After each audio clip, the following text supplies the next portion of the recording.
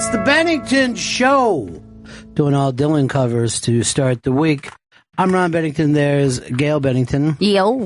This is from one of your favorite movies, Gail. Is it I'm Not There? Is that the name of the movie? Yeah, I'm Not There. Great flick. That was such a good song. It's such a good cover. Yeah. Well, the original's pretty damn good, too, with the band. That's part of that whole basement tape thing. You know that not only, I told you before, I went up to Woodstock just as GPS was kind of becoming normal and used it and found Big Pink. But now I understand that it's like you can go and rent the place.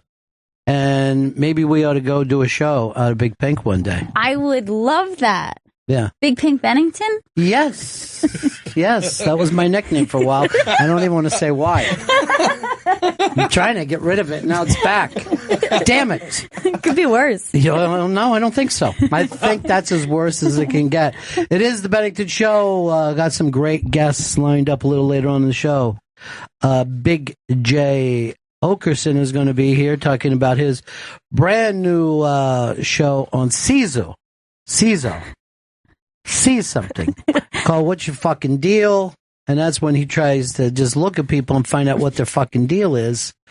And also, for me, pound for pound, the greatest living comedian Dave Attell is going to be here too. I can't wait. It's an excitement. It's a great show we've got lined up for you ladies. We got a big show. We got a really big show. Now, I have been wondering recently, it just occurred to me, have I been saying, what's your fucking deal incorrectly?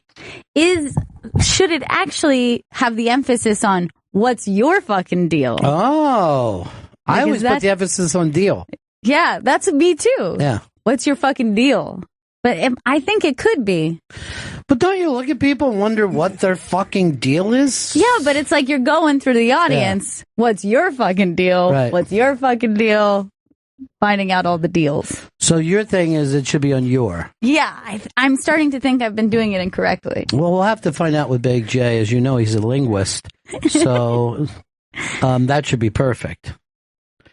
So Big J stopping by, Dave Attell stopping by. That just lets you know how badass we is. We are the Bennington Show. And this is very impressive. Now, you know that we're doing the Bonnie McFarlane Unmasked, and there's tons of excitement then. Of course, yes. I'm ready to add to it. I just found this out this morning, that everyone who attends the show will get her book, You're Better Than Me, and we're going to have a book signing afterwards. Wow! I love it! That is awesome! So you're going to get a free book from us. And then Bonnie will sign it, probably something very funny, you know. Very personal for very each person. Personal, probably be a page or two. And then if we have time, I'd like everybody to get a chance to slow dance with Bonnie. And we'll play a song, there'll be a spotlight on you, and men or women will get to, dance with her as if it was her wedding. It's a lady's choice, and she chooses all of you. Oh, I like that. What I plan on doing is putting on Freebird.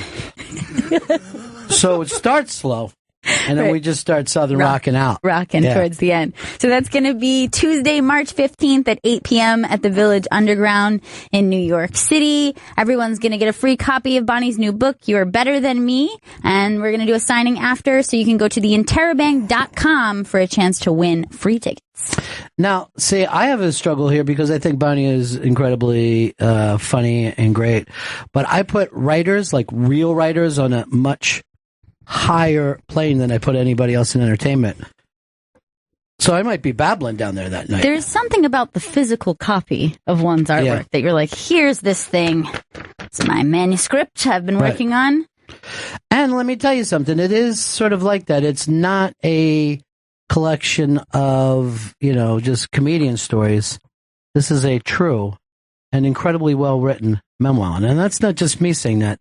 It's Mr. Anthony Bourdain, who's wrote the same type of book about his life about, 10, 12 years ago? Yeah. And Kitchen Confidential? Yeah, Kitchen Confidential. And that made the world explode. And Everything's changed since then. I actually think that had as much to do with that kind of chef porn that we're into now as the Food Network did. And I think it also was one of those things where it welcomed men into the kitchen. You know, sometimes men have to be appealed to when it comes to, oh, now I'm interested in making food. It's not just... I'm a super chef myself, as you know. Yes, I do know that. Unbelievable super chef. And now, after we went out to eat dinner the other night, I'm only going to play Dream Pop while I eat. Perfect. I'm going to live in a Dream Pop world. I love it. All right, so that's exciting news. And why wouldn't it be your chance not only to go down and see Bonnie unmasked when she's hilarious and great, but you also get a copy of the book, and then Bonnie signs the book for you. It's very exciting. It's the social event of the spring. Mm-hmm. It's the spring fling.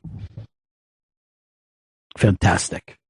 And I love the Village Underground as well, so that's going to be fantastic. It's a great venue for it. I also found that Mr. Rich Voss is going to be there, so there may be an opportunity to get some of that funniness going. I don't want to give away anything about the book at all. I want you to sit down and read it the way I did.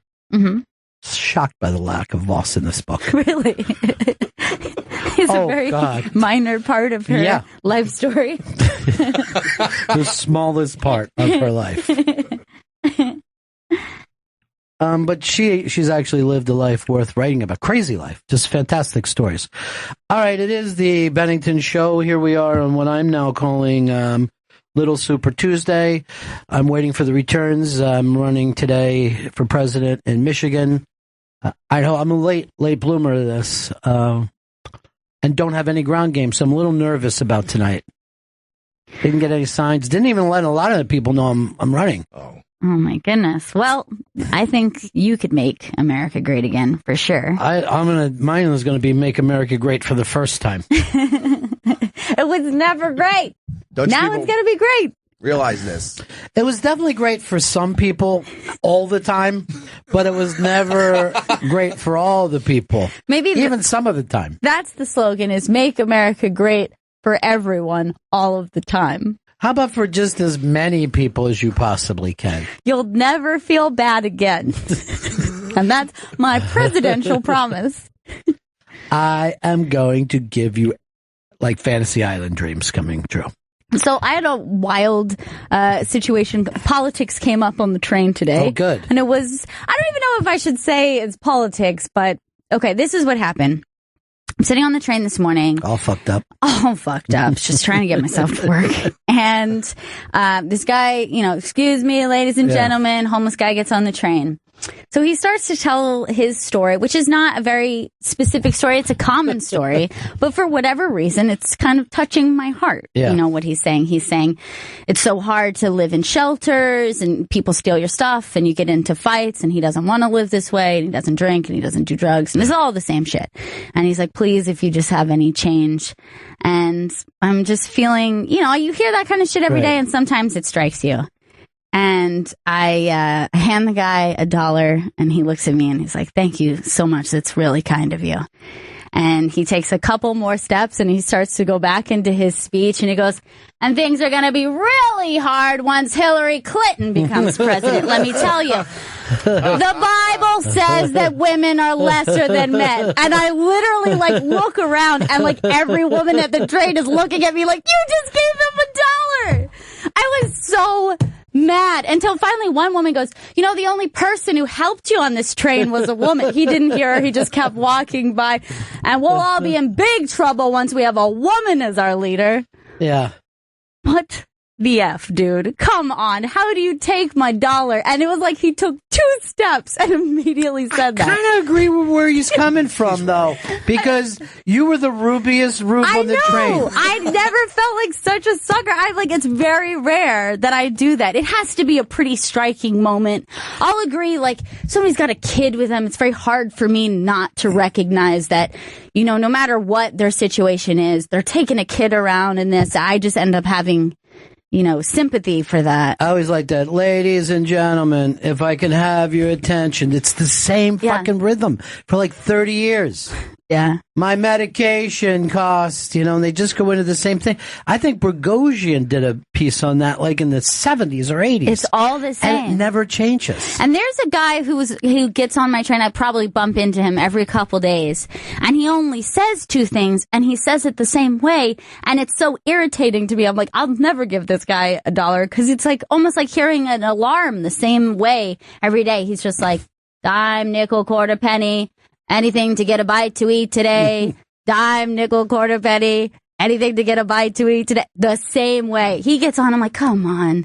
Just hurry up and get off. Move on to the next train. It's very annoying. Because you just can't stand his rhythm. Yeah, it's just the same thing. I say, you know what? You want $1? I got to say a little song, a little dance. You know what I mean? Right. You got to entertain me.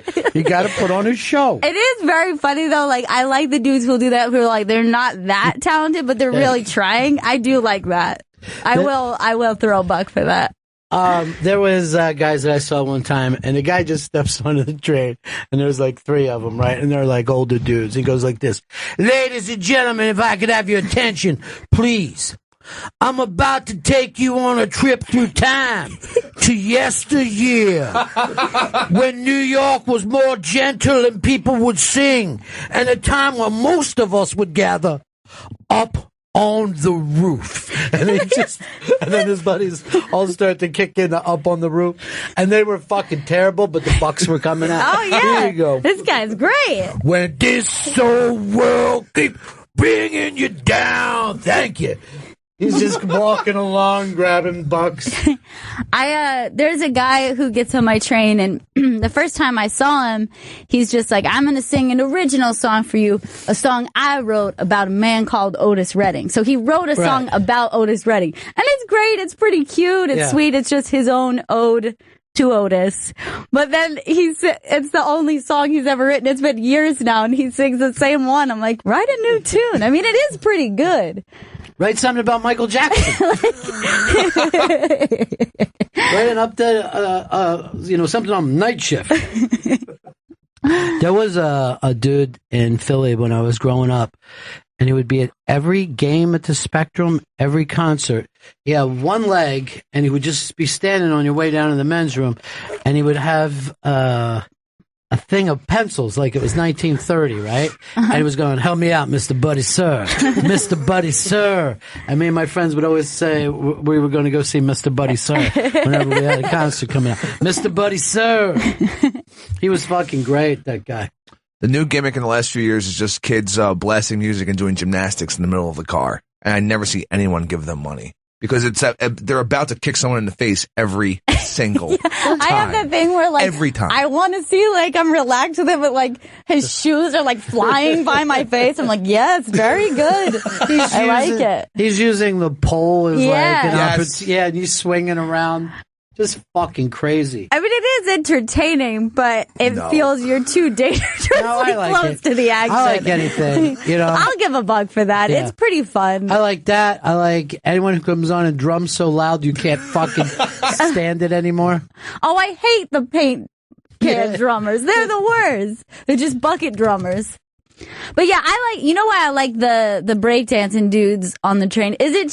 It feels a little bit like what you would imagine New York in the 80s, a little bit. So you're like, oh, this is pretty cool.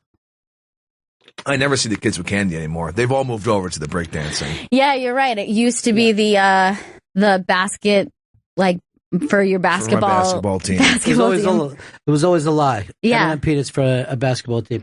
Yeah, how you doing? Yes, what can I do for you? Hector? Are you looking for Hector? Yes, please. Hector! That was bad news. Hector, we have some bad news. I was hoping there was somebody who owes money. That was sick. Punch you out of that. I did. Did you? Yeah, that didn't go the way we wanted. I dropped your mic. Smart.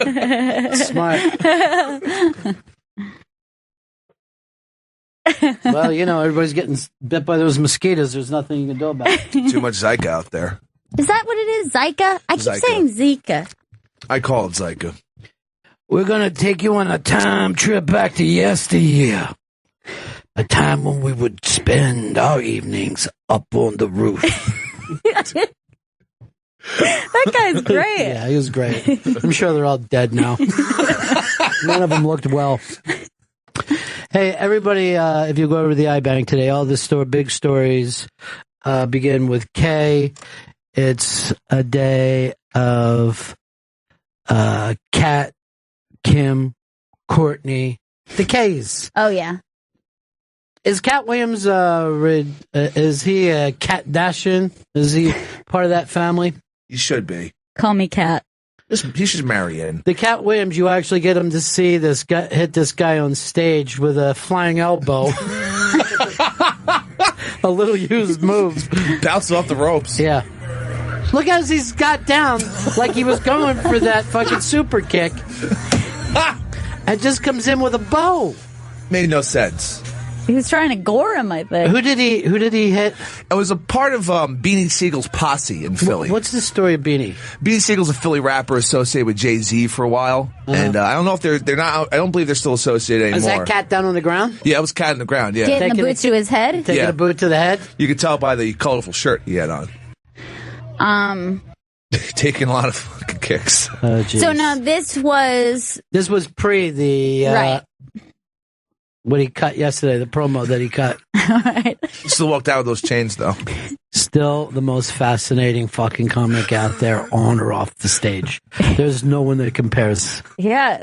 I mean, he is incredibly entertaining. He's phenomenal. I love him. He's phenomenal. I walked in with 2 chains. I walked out with 2 chains.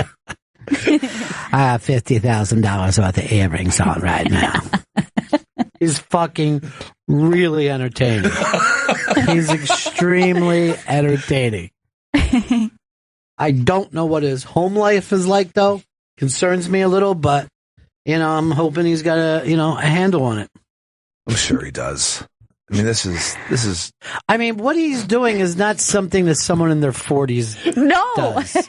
You're past the age of throwing an elbow on a Philly rap stage. In fact, there's something really funny about that crouching move. Like, it seems like something only a young kid would do. Like, I'm going to get all my power from back here. Start to load that boot up.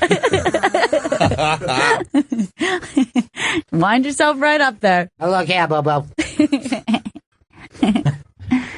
And of course, Kim has found herself in a little Twitter battle with the Divine Miss M. Yeah, the Divine Miss M, Bette Midler, took to Twitter the other day to respond to, remember she had put up that nude selfie that was just the bars covering. Yeah. Barcoded her entire body. So then Bette Midler took to Twitter and said, what did she say? She said, Kim tweeted a nude selfie today. If Kim wants us to see a part of her we've never seen, she's going to have to swallow the camera. Oh, shit. That's actually a good line. That's what's up, the Divine Miss M. You hear that, boo-boo? Now, do you think that you leave yourself open to that kind of criticism when you're putting that stuff out? Or do you think, oh, just let her do her thing. That's what she do. That's what she does. What she does? That's what she does. You do something different. There's both. I mean, anytime that you put out a tweet, someone is going to answer the tweet. Yes. And Bette Midler is of the age now where she forgets her titty jiggling days back in the early 70s. Yeah. She used to shake them. She used to shake them way up firm and high. Everybody was crazy about her. But, I get it. Not everyone's going to say, look, I have seen Kim naked quite a bit. You know what I mean? Yes. Like, maybe more than needed to be. Any mystery is gone with Kim. I'm always glad to see her ass, but I'm no longer shocked. Yeah, in fact, sometimes the pictures that I find most interesting of her is when she's clothed, and you're like, man, I forget how massive her butt is. So, she'll be wearing something that accentuates it in a way. But there's no amount, of nudity that she could present to me that could shock me. Her ass actually looks smaller when it's naked than if she's trying to wrap it into a sausage casing that she calls a gown. Exactly. And she's wearing those horizontal stripes on her butt. And you're like, wait a second, what's going on there? Her in yoga pants is, that's a wrestling match. That is a wrestling match. Is that Foley? Yeah, that's Mick Foley coming into the stage. Her knees are bad. I cried the last time I saw her try to get into the ring. They're killing you. Can't you Enough. see? Stop going so extreme. You've given us everything. You can't do another cage match, Kim. She brings that big ass out on every chance she gets. Here's the thing, boo-boo. But yeah, I guess Kim then tweeted back to her a response. I think she's put out some more. What was the response? Just more naked pictures? Joe, what did she say back to? She goes, I really didn't want to bring up how you sent me a gift a while back trying to be a fake friend, then come at me. # deja vu. I like that, man. I like that. It's a fucking great comeback. Mm-hmm. You got her. Got her, Kim. # deja vu. What? That doesn't even make sense. I'm not sure it applies, but... No. Living another life, Bobo. And then Kim says, hey, at Bette Midler, I know it's past your bedtime, but if you're still up and reading this, send nudes. # just kidding. That's good. You don't need the just kidding. It's no one has to ask Cat Williams about his nudes.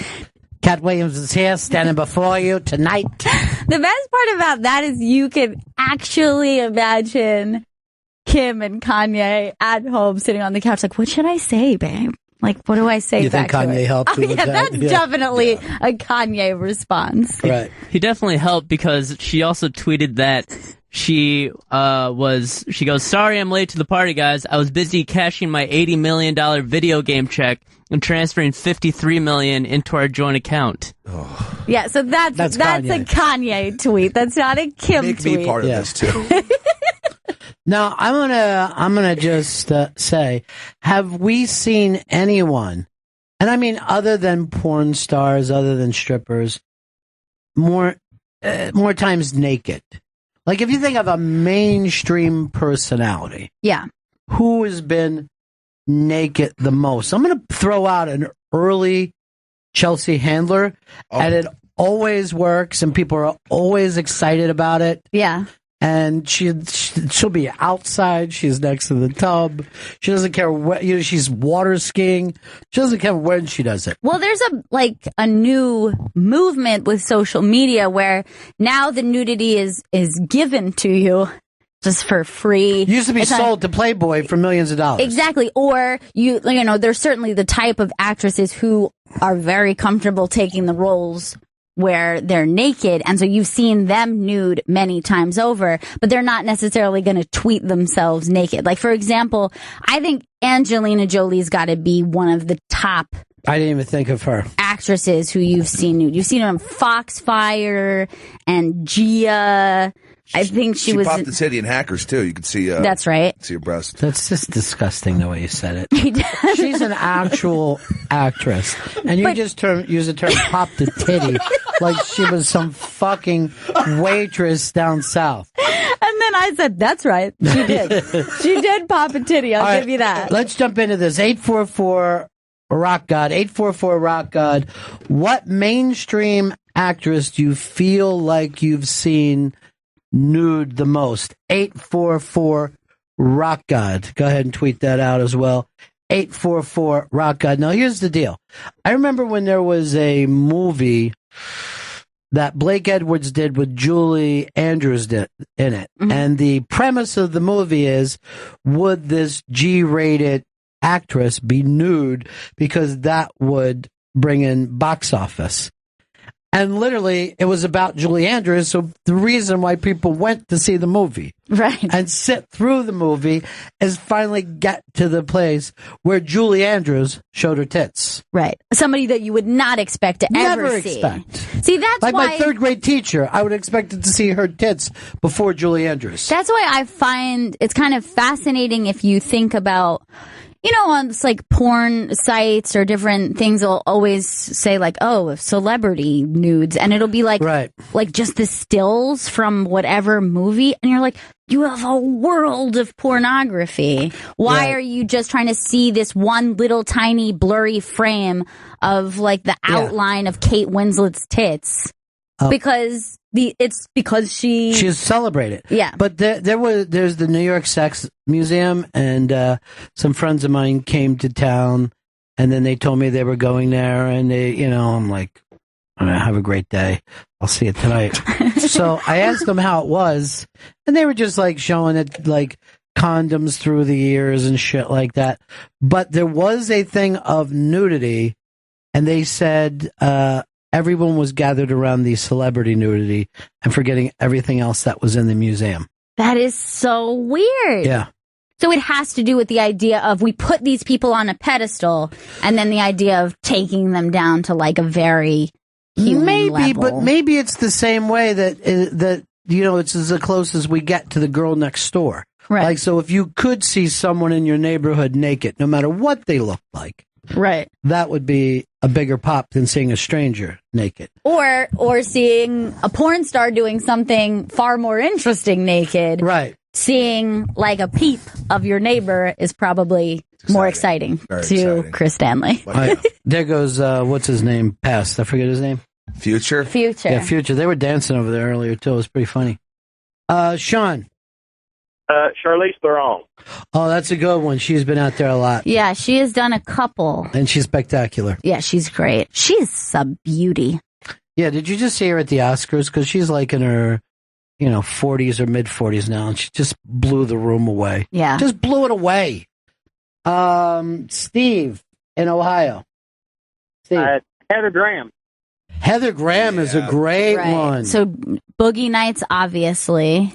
Yeah, I think there was the, I think, didn't she have like super Christian parents or something? It was like almost like a rebellious teen. No. Did she? I feel like is that just something we just want to believe? Where she had like a falling out with them. Let me tell you, I was watching a movie one night, and Heather Graham not only nude, but taking it doggy style with one of Gail's classmates. Do you know that I actually talked to him right after they shot that scene? Yeah. It's actually the last time I've seen him, and he was saying how incredibly nervous he was. Like, when he found out about it, he was like, "Oh, a sex scene with Heather Graham, like, that's pretty crazy." And he said the day of, he was saying, "I could throw up. I was so nervous," and it was so uncomfortable. I hear that from everybody, that none of those scenes are great to shoot because you're in there for 8-9 hours, and there's all kinds of people around, and they're putting blush on your bung. You know what I mean? You're just like, I don't know if I want to do this. But I've heard that a million times from people. Even some really big, Oscar-winning actors, Daniel Day-Lewis, said that he almost quit acting after doing that. What's the Yugoslavian one? Is like something on water or whatever that. It was a book I read as well. But he said that movie just fucked him up completely. Really? Because it was such an uncomfortable. I don't know. I didn't get into it too deep with him. I just went, "Gay," and moved on. I like to do that with people. Some of the things that people.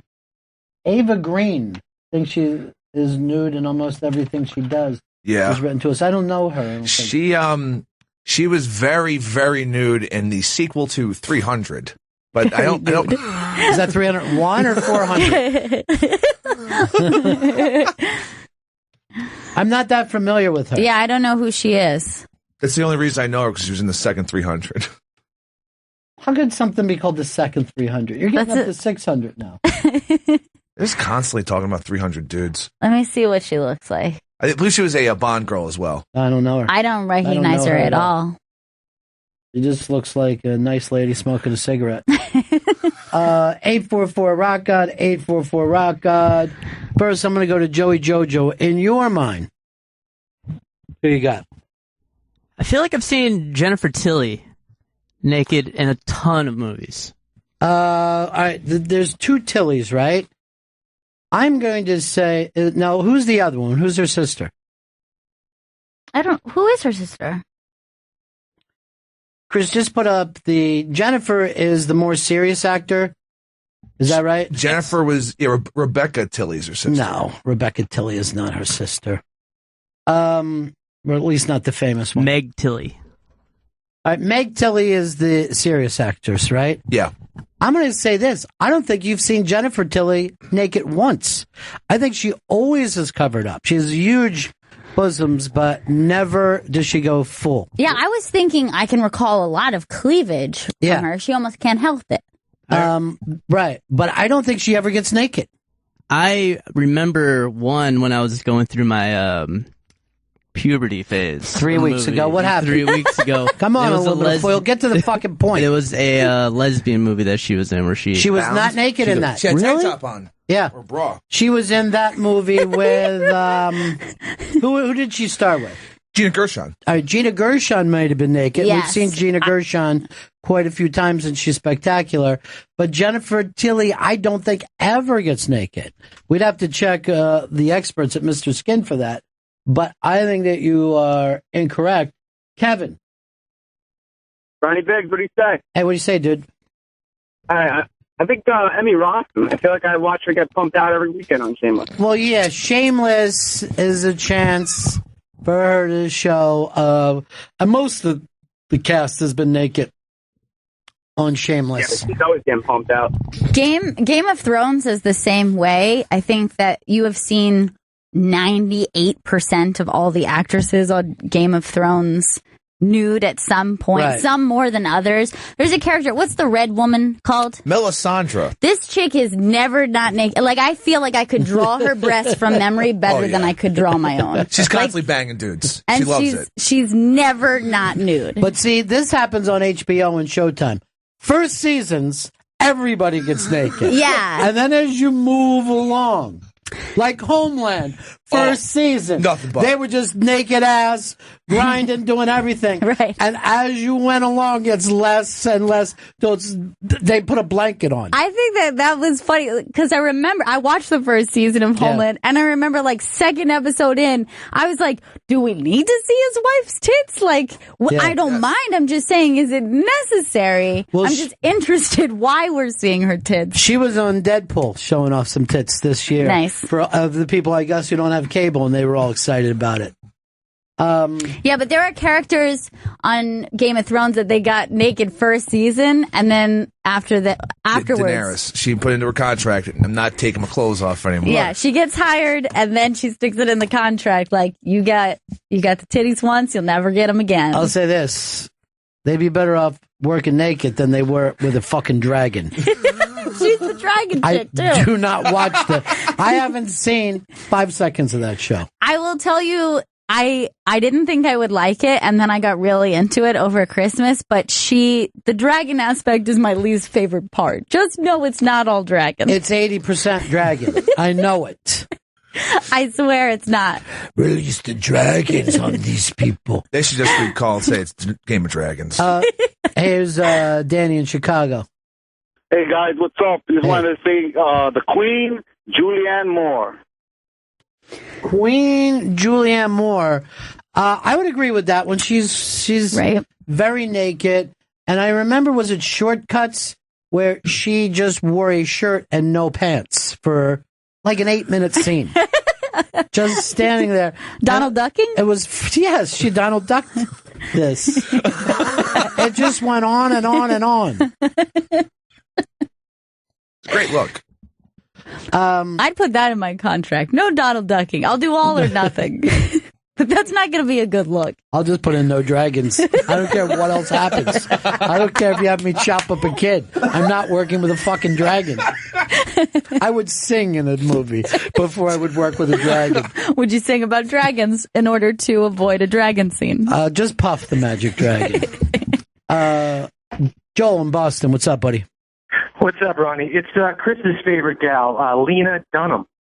Now, I've never watched The Girls, but I've seen more than enough pictures out there. Lena went into the hospital the other night. Yeah, something pretty serious, right? I think she had like an ovarian cyst or something. Is that a bad thing? I don't think it's great. I think they said it ruptured. Yeah. All right, you know what I say to her? Godspeed. Mm-hmm. Godspeed, darling. Hope you feel better. Take care. But yeah, I think I watched the first season of Girls. I didn't keep up with it, but yes, they were out a lot. And I know that always when she's nude the next day from the episode, it's like the main stories. Like, right. Everybody wants to talk about it and fight about it. You're so brave. You're so brave. Tell this liberal pig to get the pig. Yeah, I'm like, whatever. I don't know. It's either extreme. I can't imagine that girls is swinging an election one way or another. So relax. I would imagine if I was Lena Dunham just being like, I'm brave for being in my own body. Yeah. You're brave for going outside like that. She's like, fuck you. Here is Nate in Illinois. We lost you. Here's Scott in South Carolina. Hey, Mr. B. So I've got the lovely Marissa Tomei. Well, she is lovely. Now, Marissa Tomei, I may be wrong about this, but she waited before she got naked. She did not get naked through her 20s and 30s that much. I feel like the Wrestler maybe was the first time she was naked. She was naked a lot in that. Yeah, I remember. And Before the Devil Knows You're Dead, when she was like Philip Seymour Hoffman's wife. I forgot that movie. That movie was great. That movie was awesome. Yeah. Ethan Hawke. What a piece of shit. Well, he's not not actually. the piece of The character he's playing in that Yeah, film. but you can't hold it against Ethan him. Hawke. Although, I'm telling you right now, one of my favorite guys in the world, I'm having trouble with because of the way he's acting on a fucking TV show. You're starting to take it personally, you mean? Oh, it's personal now. You better leave your brother Better Call Saul alone, Michael McKean, because and I'm crazy about that guy. Yeah. And he is such a prick in this. I don't know if I can be crazy about him anymore. Because you're starting to believe he's tapping it. You must be tapping into something real. I'm the one who's tapped in. And I'm like, leave your little brother alone. He's trying to be a lawyer. You fucking afraid of the sun weirdo. Oh no, there's Wi-Fi. My brain's gonna explode. I don't know what's gotten into him. He used to be such a nice man. And now he's so mean to Better Call Saul. That fucking show's good. It's the shit. Brad, Tennessee. Yeah, I don't know, but for me, it's one thing to be naked in good movies, but when you are naked over and over and over in dog shit movies, I don't know, it drives me nuts. But Olivia Wilde has been naked in every dog shit movie she's ever been in. All right, well, give me some of the dog shit movies, because I'm not that familiar with her career. I'll have to check them out. Well, I am. So Girl Next Door, she was even in a thing called Skin. There's this, dreadful thing called Deadfall, Third Person. I've never heard of any of these movies. I know the whole catalog. Was she in Turista? She was in what? Turista? Turista, no, I don't think that was her. Man, I just got that movie the other night. It was about these attractive young people down in Brazil they were trying to steal their kidneys. What? Yeah. Jesus. I started watching it for a while, and I'm like, hey, great-looking young people. They're swimming in the beach. They're This is a nice nighttime movie. Next thing I know, they're capturing them and cutting into them. Like, what the fuck am I watching? I'm trying to get to sleep. That sounds like Chris Stanley's Weekend. Oh, shit! No! Everyone hates that fucker. I have all my organs. Ew. Just the thought of your organs. They're a little beat up. Graying. Yeah, gray and swolled. All right, we'll look into her. Thanks. Jack, Flo Rida. Gotta go Bo Derek. Tarzan and 10. Dude, first of all, you just showed your age. Second, I don't think she's gotten naked in a movie in 30 years. Yeah, that's got to be a while back. Yeah. Now, still spectacular, still beautiful. We had her in not too long ago. Gorgeous. Everybody fell in love with her. And you know what? It's not just because she's stunning. There is something about her like presence that's just very. She's our Aunt Margaret. Yeah, sensual. Sensual with that California Swedish background. Mm-hmm. You know. Then she's on that ranch. She's got horses. Yeah. She's swimming. She's living a good life. She's got the great cheekbones. Everything's good. Cheekbones. She's living with a sex symbol of her own. Yeah. You know, her life is okay. She's doing well for herself. Yeah. Ray in Georgia. I want to say Alyssa Milano. I think I've seen her a lot, and also An older one would be Adrienne Barbeau and all the Swamp Thing movies. All right, first of all, Adrienne Barbeau, giant breasts back in the day. That's what she was known for. And then basically her husband directed those films, and they kind of turned into torture porn. You know what I mean? Like she was always getting chased or tortured or something bad was happening to her. She was Maud's daughter, by the way. Oh, really? Yeah. But the other little girl, Alyssa Milano, I don't think too much, right? I think twice, from what I can remember. Embrace the Vampire. Okay. And Poison Ivy 2. If I remember correctly. Here's the thing. I think she was one of those people that... I had a thing for Alyssa Milano. Sick. I think she was one of those people that they used to Photoshop her head on people's She was the first. She was the first lawsuit. So I think that is probably where that's coming from. Because I think that, I'm sure Chris is accurate in his recollection of what exact moment she was nude. Yeah, she was Photoshopped before we knew what Photoshopping was. Basically, it was our first Erin Andrews, although she wasn't. Right. It's like, I didn't know Alyssa Milano was having a lesbian threesome. That's weird. Yeah. Like, why would she spread eagle like that with a fucking double dildo? By the way, Erin Andrews won her case yesterday. Remember, we played her crying on the air. Yeah. And $55 million. Half, I believe. Is it the Ramada Inn chain, or am I crazy? It's the Ramada Inn chain. 51% of the blame goes to the dude who did it. The guy. I only 51. He seems like at least a 99. And then 49% is going to the management group that ran that specific hotel. So she's got to get $23 million out of that dude, just a regular guy, and then another $22 million out of the actual chain. All right, nice move. She's never going to see any of that cash. That guy doesn't have any money. Yeah, but any money he gets, he's fucked with. Yeah. So now, before if you're really going to fuck with someone, he can't even leave the fucking house because he owes her money. You know what I mean? Okay. Like someone said, hey, I'll throw you fucking $50 to help me move. You might as well put that in a fucking letter and send it to Erin Andrews. I think it's a great thing to hit some fucking ham and egger with a $23 million fucking lawsuit. Yeah, because she has now is she owns him for the rest of his life. He should have to be her butler. And he has to do it in the nude. And he definitely says yes. He will do that. I just thought that perhaps you'd like to stick some things in my ass, spam. Yes, I would. Now, this fucking guy, first of all, did he go to jail? Because this is one of the sickest things. He stalked her and then somehow shot a camera through a keyhole or something. Yeah, I think he called, he was able to figure out the room number. And he got that information from the people at the hotel. So that's where they're fucked up. Yeah. Exactly. Dude, one time when I was a kid, I worked at this fucking shitty hotel next to a racetrack. So I can't begin to tell you how sleazy it is, right? So I'm doing literally the overnight night outer job. A fucking dude said, no, this is just a 2-story motel that just links around with horse people and gambling people staying there. He fucking asked me where his wife was, blah, blah, blah. So I'm fucking blowing him off. I don't know what the room. Finally, I try to get rid of him. And I just fucking say where the room was, right? Mm-hmm. This is like 2 o'clock in the morning. This motherfucker put 2 knives in his hands and dove through the fucking closed window. Why? Because she was in there with some fucking dude. Oh my God. Yeah. That's a fucking true story. And they, the cops came in and they're like, how do they know what room he lives in? I go, I don't know, maybe still the car out front.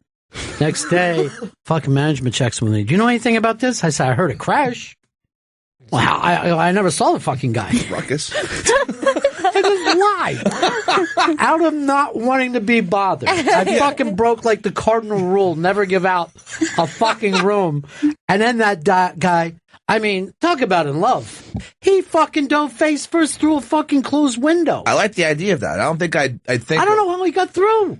Yeah, I mean, you would throw a brick through it, but yourself. Maybe he did first. I don't know. That sounds like your thing sounds better. All I know is he went in through the front window. He had fucking knives and they hauled ass out of there. I think that's better than throwing a brick. I worked at a hotel that was a lot of celebrity guests, and I got screamed at by a celebrity's mother because she didn't know the fake name. And we had, you know, a crackdown about it. Even if you think that it's the person, we don't give it out. And she was screaming at me, "You know it's me! You know my voice!" And I'm like, I'm not supposed to. Like, maybe try her cell phone. First of all, everyone should know it's always Betty Rubble. I know that. People always think it's funny to use names like that. Write it down. I want to see who it was. Whose mom? It's also a celebrity couple at the time. Oh, yeah, you had big celebrities down that place. Mm-hmm. The biggest you could get. And that was a New York boutique. Yes. They like to stay in boutique hotels. You won't see a celebrity in New York staying at one of the big hotels. Probably too many people will see him, right? I don't know. They like... So it was they were like the number one celebrity couple at the time. And they were in the tabloids a lot. Yeah, they were whacked out. Yeah. So it was one of their... Yeah, because they were probably up there smoking crack. I forgot the one name. Great. So now someone's going to find that paper. I will dig it out. John said no one can know this. Mike, New York. Hey, Aaron Andrews is never going to see a fraction of that money because the half of it that the guy was responsible for, obviously, he didn't have a penny. And the other half, the hotel's going to feel. Yeah, but they're going to end up settling sooner or later. You know what I mean? Of course they will, but it's not going to be the $26 million that they are. All right, let's suppose she makes $6 million. That's a nice fucking payday. And she puts these motherfuckers through hell. Yeah. And she's got that going for her. Yeah. You know what I mean? Like, they should not. Look, if you look at Aaron Andrews, and that's a single woman traveling on her own, if there's anyone that a hotel should be looking out for, particularly a celebrity, it's her. And did we say about the thing about the hotel owner? That what part of what they were able to say is that somebody saw him sharing the video and like joking about it at a dinner party. All right, fuck him. Jesus Christ. So the owner of that chain was sharing it at a dinner party at a restaurant in the middle. And I think one of the staff members was like, "Hey, that's really fucked up." And then I'm going to take a video out. of him taking a video. Yeah. Everybody's fucking watching each other constantly now. Everyone owes everyone millions. Yes. Let's just also start moving money around. Look, Hulk Hogan's up there because he was boning his buddy's friend, didn't know that his buddy was videotaping him, and then Gawker somehow got a hold of it. Yeah, and what even hurt him worse was dropping the M-bomb, right? Yeah, that's what got him out of WWE, I believe, was the M-bomb. But those are two different videos, right? It was the same video. It was the same video. It was the same video? Yeah, he was actually like cuddling around and talking to her about it after the fact. Yeah, it's pillow talk. Weird. Bizarre. Nut. You think that's bizarre? Before he did it, he dropped the big leg on her. Which leg drop. By the way, that's the worst. You're going to take the part of your body that has the least amount of weight, right? While the person's laying down. Why not throw your body on top of them rather than just the leg? Yeah. Because normally if you were in a fight and a guy jumped and only his leg hit you, you'd be like, "Oh man, that was lucky. Yeah. I just got the leg." You're better off doing one of those like Yokozuna butt drops than a leg drop. Yeah. Rest in peace. R.I.P. He was the best. He should have been the Hulk Hogan. He was the best? I don't even think he was. I don't think he was the best in his family. There's a burger place down in the Village that claims Yokozuna went in there and ate, I don't know, a dozen burgers or something one day. Yeah. There's a picture of him. It says on something like that was 12 great burgers. I'm gonna start a burger place that Earthquake came in. Ate 15. Why didn't you bring up Earthquake as a guy who could never turn fucking face? Somebody else sent this to me too. Perfect. Big boss man. Oh, yeah. Never was a face. Excellent. Was always the big boss man. Being mean to people. Was he also the guardian angel? I think he was the guardian angel for a little while. Yeah. I like when he dressed all in black and he's part of like the security for McMahon. That was just really creepy and weird. I thought all of it was creepy and weird. This guy a cop and he's wrestling. What's up, Dan? Hi, buddies. Hey, I think the only way that this guy's going to be able to pay Aaron Andrews back is by starting a fucking Kickstarter. And maybe he'll get the cash that way. Actually, more value than most Kickstarters, huh? At least he has a finished product, not a dream. I'm going to start a Kickstarter. I just want to make a movie of me and Jack Nicholson driving around, getting high, having fun, meeting people. I think we could get some kind of an audience for it. Definitely. Yeah. Definitely. I mean, quite frankly, mainly because of the Jack Nicholson part. Yeah, I mean, that's that the brilliance. alone is the selling That's the point. brilliance. Gail's mic went out. Oh, how? All right, Gail, your mic is out. Completely out. Why wouldn't you just do the other mic? Yeah. What's wrong with that one? Oh, it came out? There you go. Do I need to use this one? This guy? Yeah, use this one. This one's just out completely. Okay. That's no good, Chris, because we got guests coming in a little bit. Use the mobile mic. Oh, my God, that'll suck. I hate to give Big J a mobile mic when it's his time. You know, his time in the world. Gonna call engineering. Just relax. Want me to take a break so you can fucking relax for 2 minutes? I'm very relaxed. First of all, I got Joe dressed in a child's shirt, which quite frankly annoys me. You look like it's 6th grade picture day. It does look like It's picture embarrassing. I just got a new backpack too, so I can carry my books. I don't think a man should ever have a backpack. I honestly believe that. Why don't you grab a messenger bag for yourself? Duffel bag. I'm gonna get a bag. That is He's not weird. fucking going off to war. I want you with a big giant green duffel bag. You never did the backpack thing, right?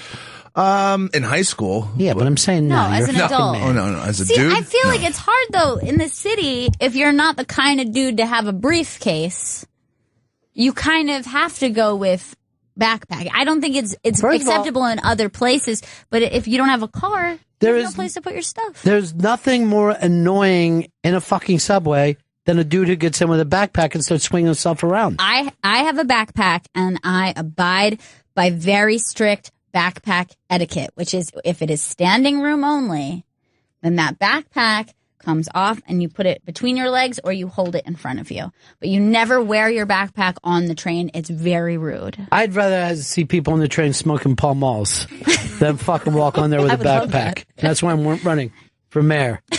And I mean mayor of this entire country. If I take Michigan today, ladies and gentlemen, it's fucking on like Donkey Kong. And I put that right up here on the trucker hat that I wear. Love a trucker This hat. shit is on like fucking Donkey Kong. And see if we can get the Donkey Kong logo of me kicking Texas and Congress and stuff like that. That'd be cool. If I was running right now, I'd say I was going after those fat cats in Washington. Like just like maybe you chuck in a barrel with some fat cats. Yeah, and knocking the fat cats over. And then the barrel says tax cuts on it. This sounds like a very witty political Yeah. cartoon. And then I would just fucking light up a stick of angel dust. And I would go like this. Hey, if I could fucking smoke this whole joint of angel dust while speaking in front of all you people and not getting weird, you don't think I can run a fucking country? You're nuts if you think it's fucking harder to run a country than it is to maintain a whole fucking joint of dust. By the way, this is black dust. Treat it with black tar heroin. So fuck you. It's a bad high that you get addicted to. Bennington, 16.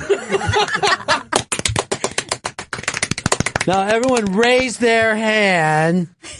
People in the audience. People in the audience. By the way, could you believe that they would compare that with Hitler? Because it was just fucking around. Yes, it's not the same thing. Oh, there's a dude. He's from your favorite TV show, Gail. He's the one that was the can in the future or something like that. He was it's Chris Maloney. Yeah. He was in he's a chef from One Hot American Summer. Yeah, he's great, man. He's great.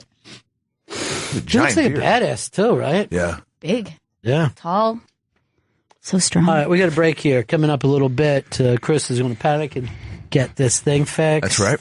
And then also we got Big Jay Oakerson and Dave Attell coming in. They're going to find out what our fucking deal is, right? Where we work, if we're in relationships, what we, do for fun. Bennington. It's the Bennington Show. And it's Tuesday, so that only means one thing, Chris. Cristina Palumbo's in studio. Hey. You got a plug? Yeah, she's on Raw Dog. from 8 a.m. to 9 a.m., 11 a.m. to noon, and 6 p.m. to 7 p.m. on Tuesdays. You're all over the place. Is it three different shows or? No, it's just I pop in throughout the hours. I see. Mm-hmm. You just pop. You Plug don't pop in. Some comics. So you have a long day on Tuesday. Yes, sir. Yeah. You give us facts. Yeah, facts and tidbits. Well, your comedy thing goes, but you were on the Alex Bennett show, right? Yes. Yeah. And he started having comedians in what, 70s? Oh yeah, long time ago. A lot of great comedians attribute their success to him and his radio show. Like who? Who are we talking about? Well, I remember Robert Schimmel come in. The great Robert Schimmel, terrific comic. He was one of them for sure. It was such a long time ago. Just the so Pitbull? many great. Yep. He's for sure. When's the last time we heard from Bobby Slayton? Is he staying West Coast? He's on the West Coast, yeah. Mm-hmm. Yeah. He lives out in California, yeah. But he comes in a lot. I see him a lot through these hallways, and joins us on the Jay Thomas he knows a very famous, controversial billionaire. Mm. A billionaire who got in a lot of trouble, but loves comedians. Mm. Anybody know who I'm talking to? No. I think I might. You think? But just do the first initial. W? No. Okay, I don't know. You're thinking of George Bush. Wouldn't that be great, though? So that person always takes care of him when he comes to town, but I haven't seen him in a long time. It's been a long time since he came in. Penn Jillette used to do that show back in the day. All the time. Mm-hmm. Yeah. What's Alex doing now? He has his own network called Gabnet, and it's on the internet. Mm-hmm. Everybody goes off and gets a network. Smart thing. It's true. That's what I'm trying to get. Chris, what network are you on with your... GasDigitalNetwork.com. And you work for Louis J. Gomez, the real Louis J. Gomez is your boss? He is technically my boss, yes. That seems cool. It's a pretty cool boss. He keeps his thumb very hard down on Chris's show, though. Chris has to come in, show him what the show is going to be about that day. Really? I'm like, El Jefe, what's up? Yeah, and then afterwards, they just go over it. Chris has to sit there by the two of them, and then he'll stop tape and go like, hey, why didn't you go in this direction? And Chris has to answer him. Really? He gives you serious notes, huh? Yeah, a lot of checks. Work. Checks and balances. You have a lot to learn from him. You know what I mean? He sounds tough but fair. He calls himself a real ass dude. Yeah, but what then do you call him? Missa. Missa? Taking them off, balls. Grabbing the mic, balls. I like Lewis's comedy. Guys, everyone does this. Am I right, guys? Every guy out there does. And girls, you know that guys do this. Yeah. We do that. Who are you being right now? Army man. Okay, I thought you were a woman when you... Wait, it sounds somewhat like a woman. It was a little high up there. Yeah. Higher than usual. Do you ever have a guest on your podcast, Chris? No, we haven't had any guests. Ever? Do you plan to? There was a graffiti artist once. That I knew personally. Just a guy you know who does graffiti. Really slaying the bookings over there. Yeah. All right, one of Slayton's best buddies in the world, Flathead, is on the phone right now. Flats, slug it up.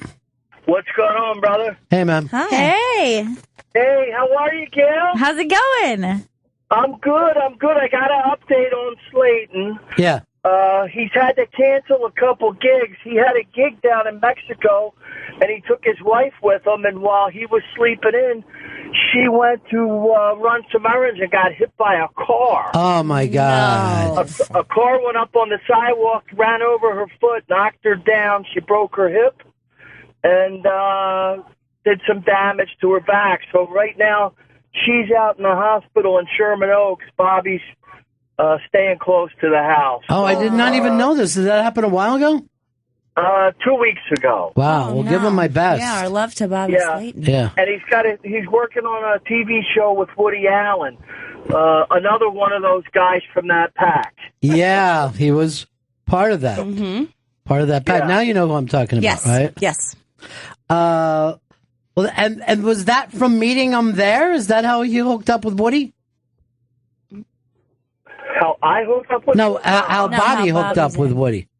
Bobby is friends with all the old guard guys. Yeah. They do a lot of dinner parties. He's been friends with Woody Allen for years, and that's where he met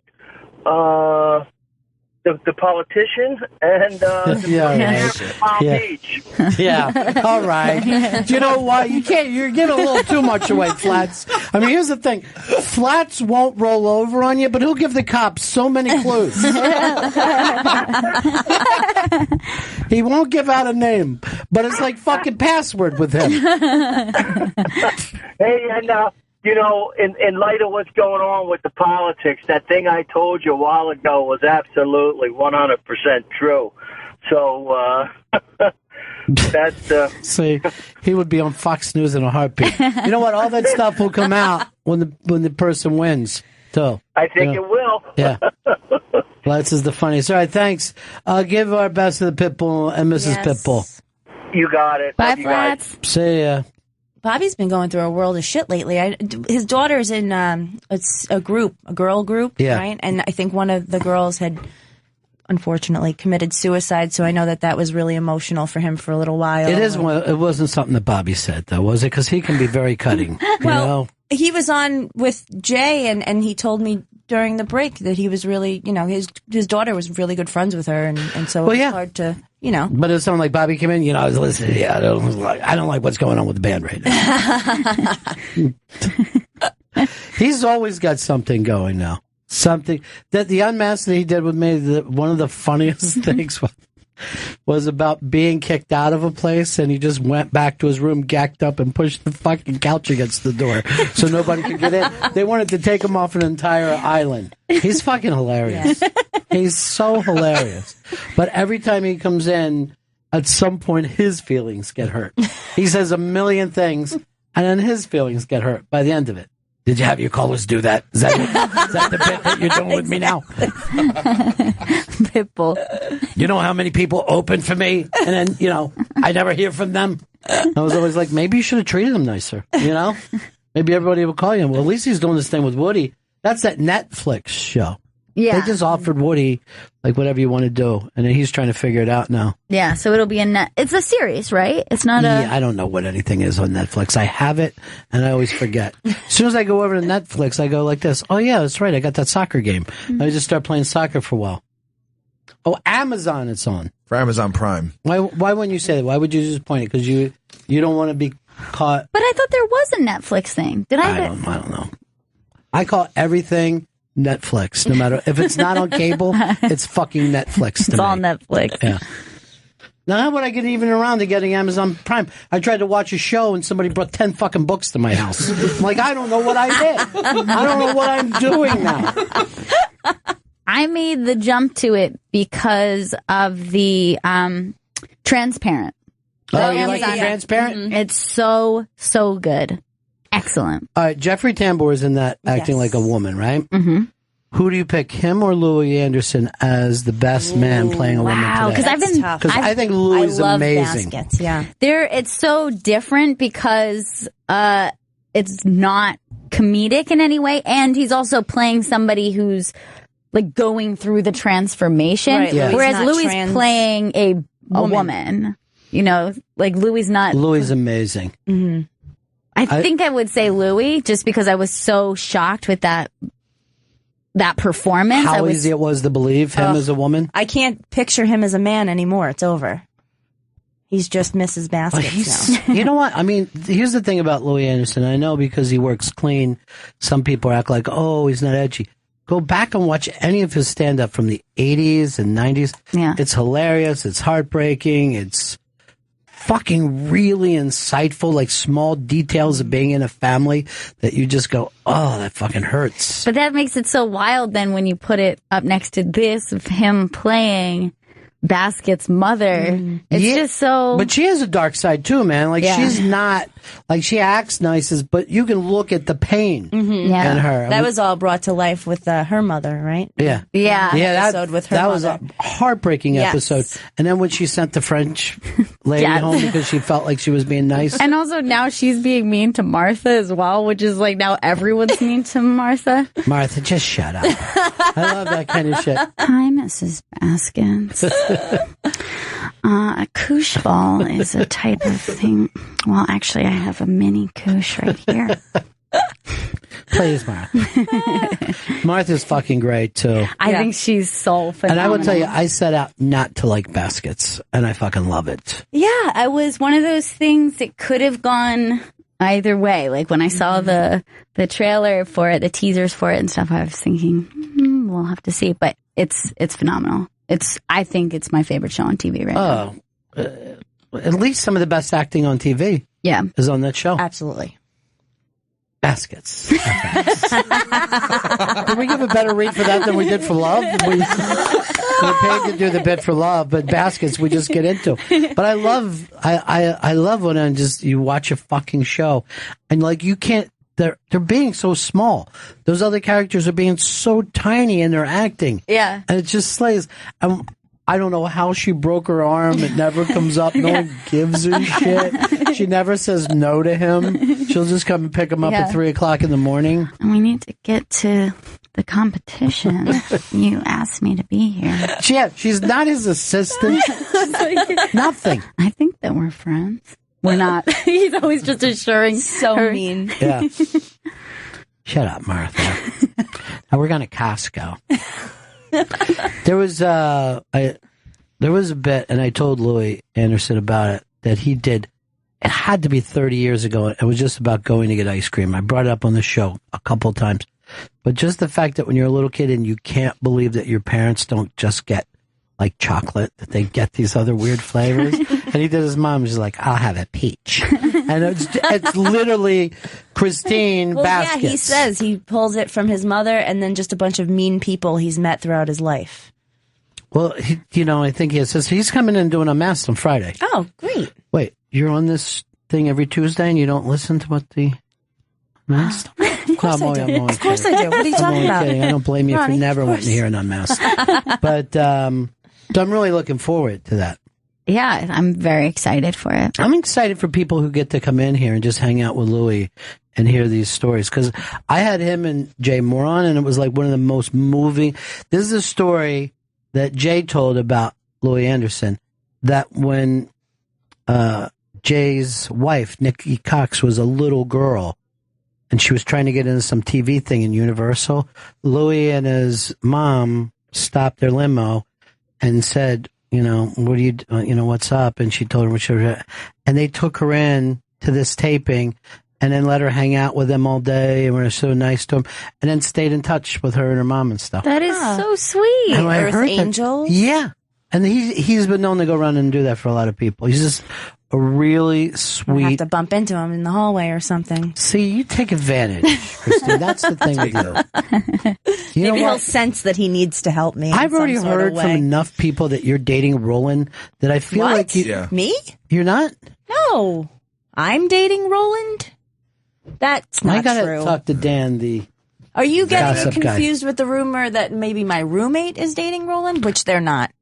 I know. I didn't know that then I there was don't that know. rumor.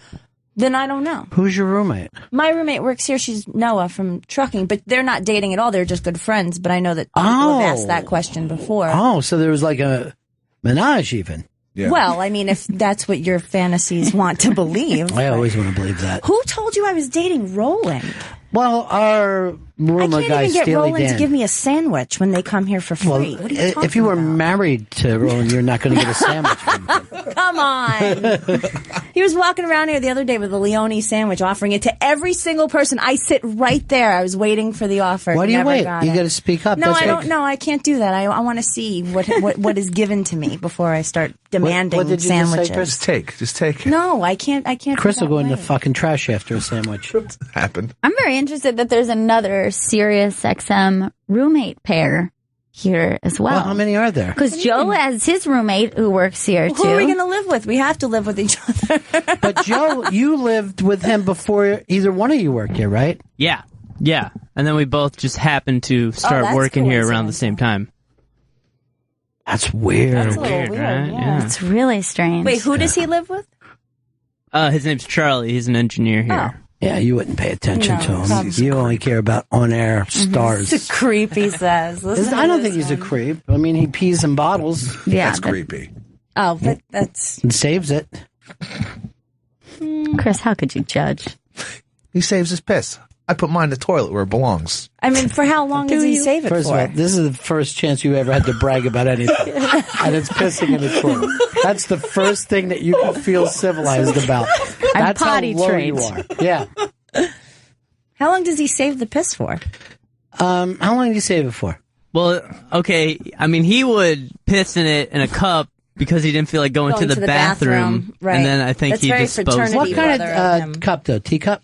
like a scotch Solo glass. cup? Oh. Yeah. It's not a lot of piss. No, it isn't. I It gotta doesn't agree hold with a you lot there. at all. Maybe No. like a red Solo cup, I would believe. I asked Charlie about it. He said 2 months he would just keep opening glasses of piss in his room. I can't even imagine the smell. I have a feeling you're lying.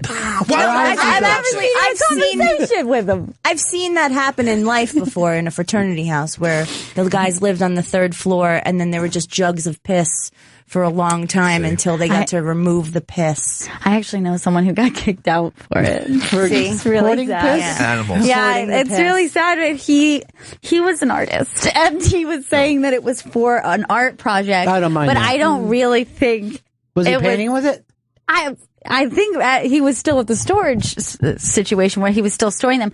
But, you know, the RAs go through and they check the apartments and some girl just walked in, opened a closet and it was just filled with bottles of piss.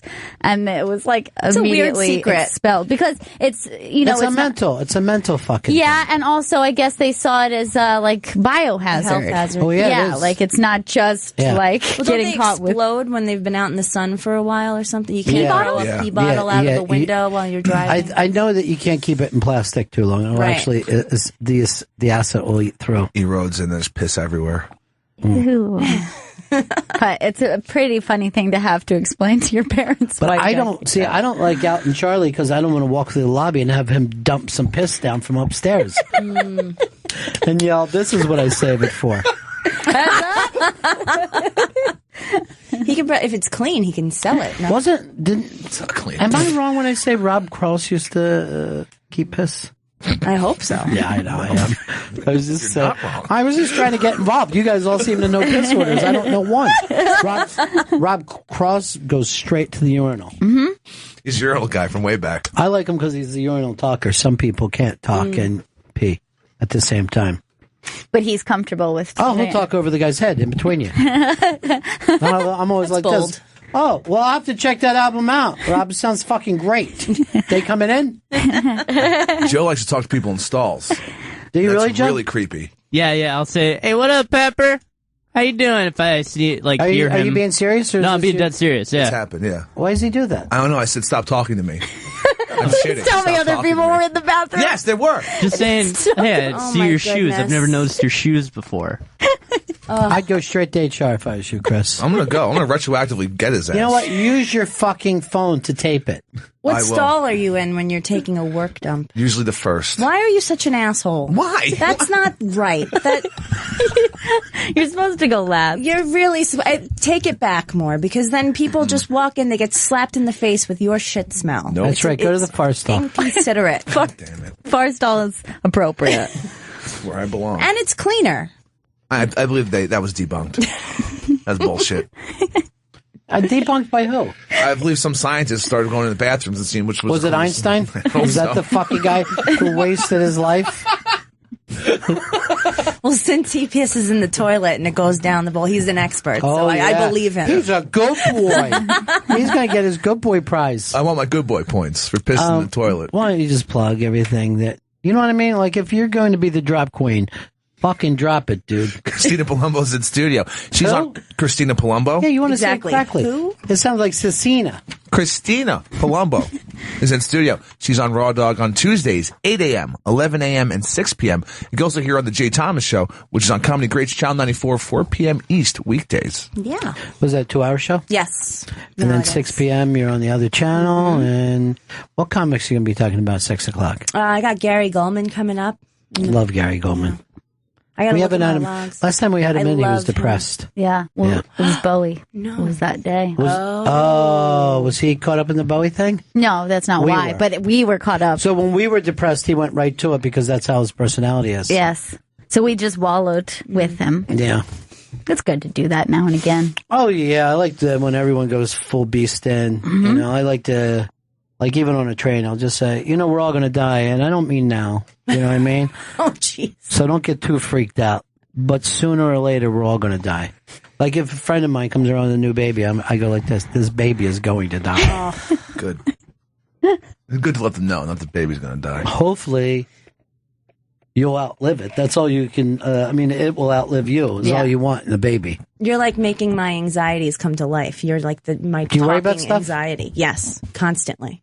Do you Very anxious. Do you believe in God?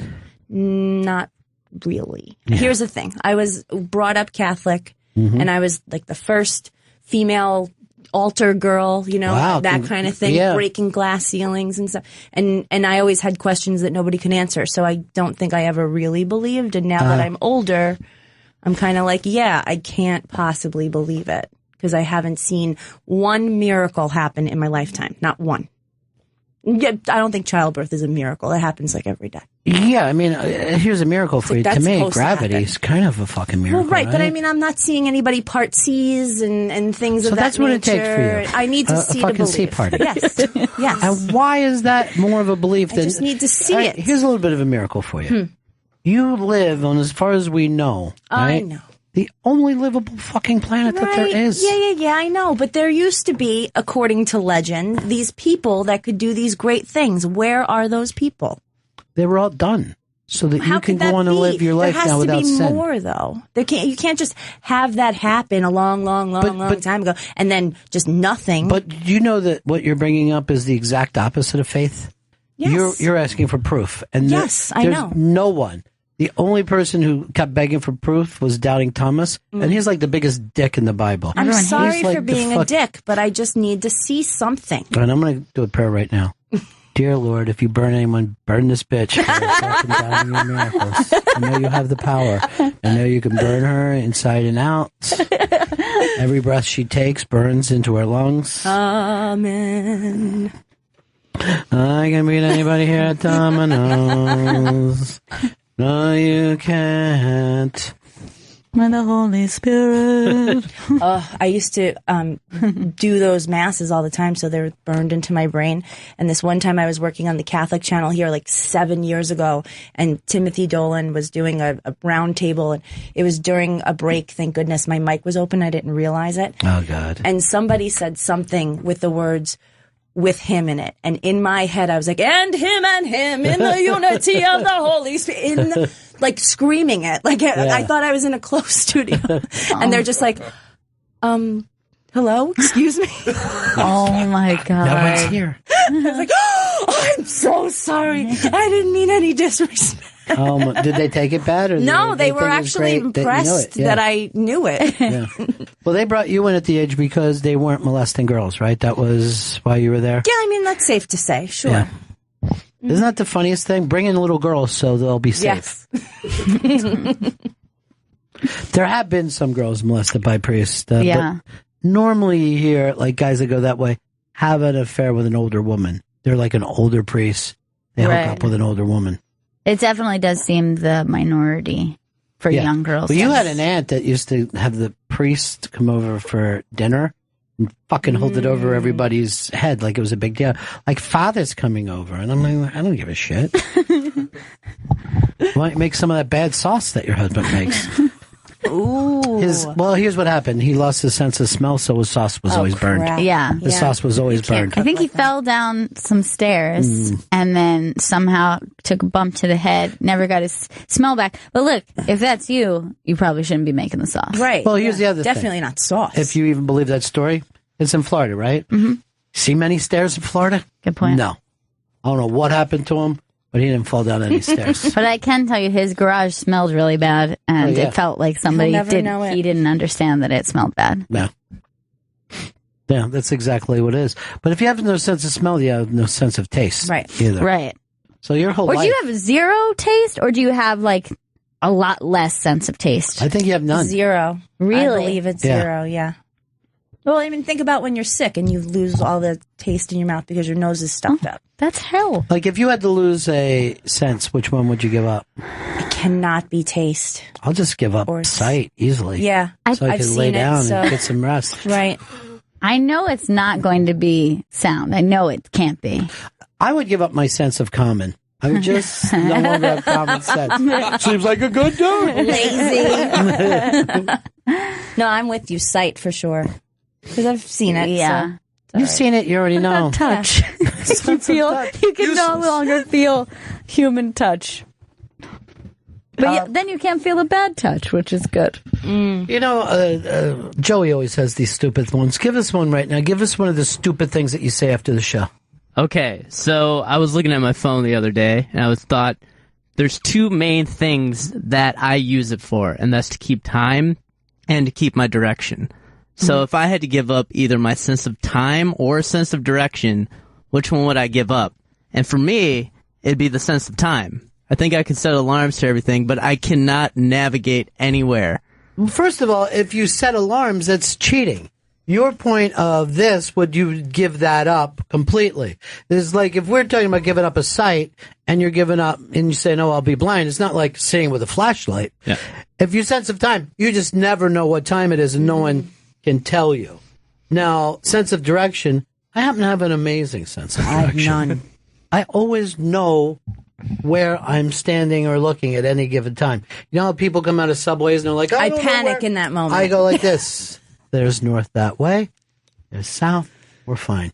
Follow me. I have a pretty good sense of direction. Like, I know which way I've come from. I come out of the subway pretty well. However, I'm shocked how much damage I have done to just my general knowledge of the city in the last couple of years because of a smartphone. Like, when I grew up here, I did not have any way to know where anything was. You would not be walking around with a map.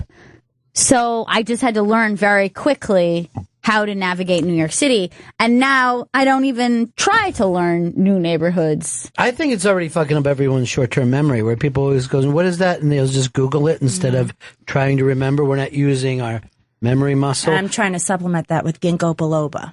That's what I'm doing now. Can I tell you something? What? You'll burn in hell for the things that you're saying. Right now you make Christ cry. Later he makes you cry. That's how it works. Now, so do you agree with me that you can't set alarms or use a Google map if you have no sense of direction? You're just fucking... Either way, somebody's going to have to lead your dumb ass around town. You know? Because you'll be here at 3 o'clock in the morning. Ready to start the show. Where is everyone? Well, I've always been jealous of, you know, people in the Caribbean who live on island time. Oh, boy. And I would love to live what like you're that. Saying, boy. What you're saying is fucking racial. Here we go with this. I would like, I mean, you know, in the sense of not wearing a watch, not really being expected to go places unless I Yes, because show they up. have no jobs and they live in fucking tin roof shacks. They would love to know what fucking time it is and have somewhere to go, be able to feed their family and have hopes and dreams. You're just, seriously, you're like this. The colors are so happy in the fields. You're fucking disgusting, dude. They prefer their work. Gives them a sense of purpose. Yeah, I mean, it's something I still want to try for like a week or two. I don't know. You should try vacation. Yeah, that's what go you're on describing. a vacation. It's not losing the sense of time, but just not feeling Go the on a pressures of time. vacation and finally suck that cock you want without shame. Because that's what you're after. All right, Chris, I'm going to give it to you. What sense? Yeah, I get rid of my sense of direction. Because if you have no sense of time, your life's going to fucking fall apart. You get nothing done. But where are you going to go? Every day you wouldn't know how to come to work. You would have to ask directions, or you would have to have a handler. I'd have to pay for a handler then, because fucking I'm not... Chelsea? You can. I would love to. You don't have the money. So let's take it from a realistic point of view. Aaron Andrews has already fucking sued you for looking at her with a camera. Was it me? Yeah. I'll put up 51%. All right, so there's your point, race boy. No matter which way you do it, you're going to have a handler. Everything that he's bringing up, you know, no sense of direction. Let's even think of it this. Oh, I'll just get an Uber and ask them. How are you going to find the fucking street? Yeah. You would be in your own home. Not That's fucking a good understand, point. just feeling your way till you got out. Here's what I'm going to say to you. If you choose time, you'll always show up late. And then if you pick sense of direction, you're going to show up late because you will be lost. Yes, but with time, too, there's also a chance I could show up really early. You can't be... That's not good, If though. you have no sense of direction and you're getting lost all the time, how are you going to guarantee that you're going to be punctual? You cannot. By the way, you showing up early, you'd be sitting there for 2 minutes going like this. Have I been here for 2 days? What is happening? They say that dogs have no sense of time. Right. So, like, the reason why they're happy when you come home from work is that they feel like Not they haven't even seen you work. in years. When I go take the trash out and I come back in, it's like, oh, you're back. You're here. Thank God. You have a dog that's that needy with you? Oh, yeah. We have 2 dogs in our house. So, we have a beagle who does the, and then my little yippy yappy Maltese. So it's like a Gail's dog is also just watches her the whole time. Like, even when she brings her dog over to my house, Gail get up to go in the kitchen. She's just up like, what? Where are you going? What are you You're doing? not leaving me with this fucking lunatic. She follows me everywhere. But she does the same stuff. If I take the laundry downstairs, I'll be gone. She'll come at me with the same greeting she gives me when I come home from work. And I'm like, I've been gone 3 minutes tops. And she's so psyched. Yeah. This is great! Finally! All right, there's a new bit. Well, there's a couple things up on the iBang today. Bonnie McFarlane Unmasked, by the way. I want to promote that one more time. You're not only going to see Bonnie, but you'll get a free book signed by Bonnie McFarlane. The book is amazing, and we're all going to be hanging out at the Village Underground that night. It's going to be a fantastic night. Up on the iBang today, Michael Ian Black's new trailer. Cat Williams going crazy. But Paul Feig has done a Too Much Tuna. And this is basically, in my opinion, it's like the Colonel from Kentucky Fried Chicken. He's replaced Jeffrey Gurian as the Too Much Tuna guy. Oh, no. Yeah. Let's watch a little bit. Huh. Oh, hello. Of course, I'm Gil Faisal. And I'm George St. Giglin. And this is a prank show, Sipping Corfy. You did it wrong again. What'd I say? I want to say, oh, hello. And we say, welcome to Too Much Tuna. This is a prank show, Too Much Tuna. This is a prank show where we prank our guests by giving them too much tuna fish. One of the great things is pranks. Today is a very special episode. We picked one from the vault, which is our basement, where we keep VHS tapes and old cat underwear. There have been many classic episodes of Too Much Tuna, like the time we got Oliver Platt to prank Stanley Tucci. That was Too Much Tucci. Or the time we Skyped with Son of Sam. This episode is a classic, where we sat down and pranked reader director Paul Feig. Paul, you've led such an interesting first name. Tell us about yourself. I created a show called Freaks and Geeks. Oh, Freaky Freezers. That was great. You know what movie I love is Stir Crazy. The Crazy? Stir Crazy. Oh, Stir Crazy. Yeah. Did you direct that? No, I was 15 years old when that came out. Did you direct Bulworth? No, Bulworth. Bulworth was a very funny. No, I did not. Paul, you know when you peel off a yogurt, and there's that little water on the top? Yeah. Maybe that could be a movie. You could probably find some, hungry film student who would want to kind of get in that way.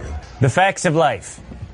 Walk me through the plot. The one I was in, it was in the Cloris Leachman years. Oh! What is this? What has happened here? What is the meaning of this? So anyway, I was on Facts of Life, and Cloris Leachman and I was playing one of these two guys. Don't ignore the elephant in the room, Feig. It's okay. Look down.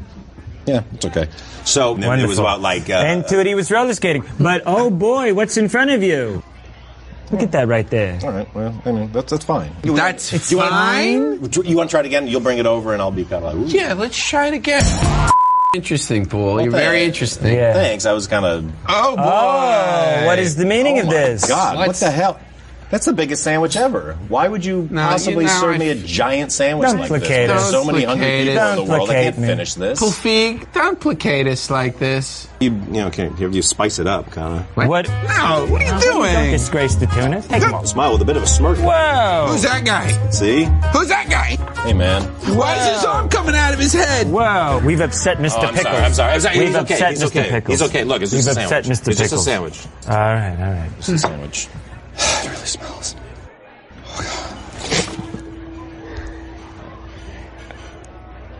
It's the best episode yet. Too much tuna. Too much tuna. Well, this is kind of embarrassing. Jeffrey Gurian has called in, the man who was replaced on Too Much Tuna. Oh, Jeffrey. They just said it was the best episode yet. Up to that point, I think it would have been Jeffrey's. Jeffrey? Yes, I'm here. Hey, buddy. Hi. Hey, guys. How you doing? Jeffrey. Hi, how are you doing? Are you okay? You okay, buddy? I'm okay. I'm fine. Yeah, pal. I You almost are had fine. another heart attack. Yeah, buddy. You're okay, right? Well, listen, it looks like he copied me in a way. Because I was the first, but like funnier and better. Yeah. I was the first to refuse to be pranked. Yeah, Right? yeah. You always have that, you know. I always have that to fall back You hold on. on to that. Yeah, hold on to it. Got it, bro. And you know what? Nick Kroll follows me on Twitter. So does he follow Paul Feig? Yeah. First of all, you have he's to check playing that up to out. Paul Feig. Paul's got a better career than him. Mine has been up a long time already, so plenty of people had a chance to copy me. Yeah. But I'm the original. It's the best form of flattery, isn't it? I think it's one of the worst. I'd rather someone say I was handsome. Stop. Oh. I'd rather they say I was handsome than steal my gig. Those guys are on tour now with the show, man. They're taking it all Yeah, I over. heard from Feig. Mm-hmm. Well, he did an Unmasked with you, right? Yeah. That was a great Unmasked. And now Bonnie's coming. What night is Bonnie's Unmasked? Bonnie's Unmasked. Bonnie's Unmasked is Tuesday, March 15th, 8 p.m. All right, Village great. Underground. I got to be there for that, for sure. Because of the free book? Yes, only for the free book. I'm just going to take the book and leave, even before the show starts. Chris, make sure we don't give the books then. He's come up with a good point. Till the very end. Yeah, got it. And maybe make a little quiz, like set up a quiz to make sure you're paying attention during the Unmasked. Ask a bunch of Feig questions. Like a test after, like a pop quiz. Mm-hmm. Pass out paper to the audience. How you doing, Jeffrey? I'm doing great, man. I wish I had a sense of direction. I heard you guys talking about that. Yeah, you have no sense of direction. What time? Zero. So it was only recently that I found out that north is always in the same place. I thought north. I thought it was relative. Like north is the way you're facing.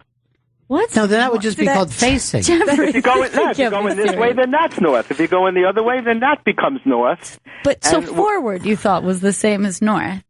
I thought what? Like just forward was the same. Forward. I thought forward is north, and then So where would west be then? Behind you is always south.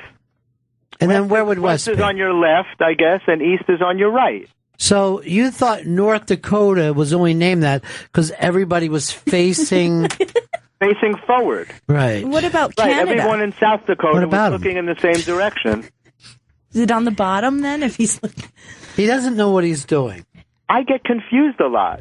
It's ADD, and there's no medicine for that. Nothing ever worked on me. Oh, hold on, I gotta... there's somebody just called us. It's the lovely intern Molly. Molly? Hey, guys. What are you up to? I am on the bus from Nashville to Memphis right now, and you will not believe what's going on. What? Are you going north? Don't confuse her, Jeffrey. I want to know what direction she's going. Go north ahead, or Molly. south? So what is happening on the west. bus? It's just crazy. The United States is an amazing place. Yes, but... I want to give you more details, but it's tough because I'm actually on the bus. Now, did they make you sit in the back of the bus? Is this code?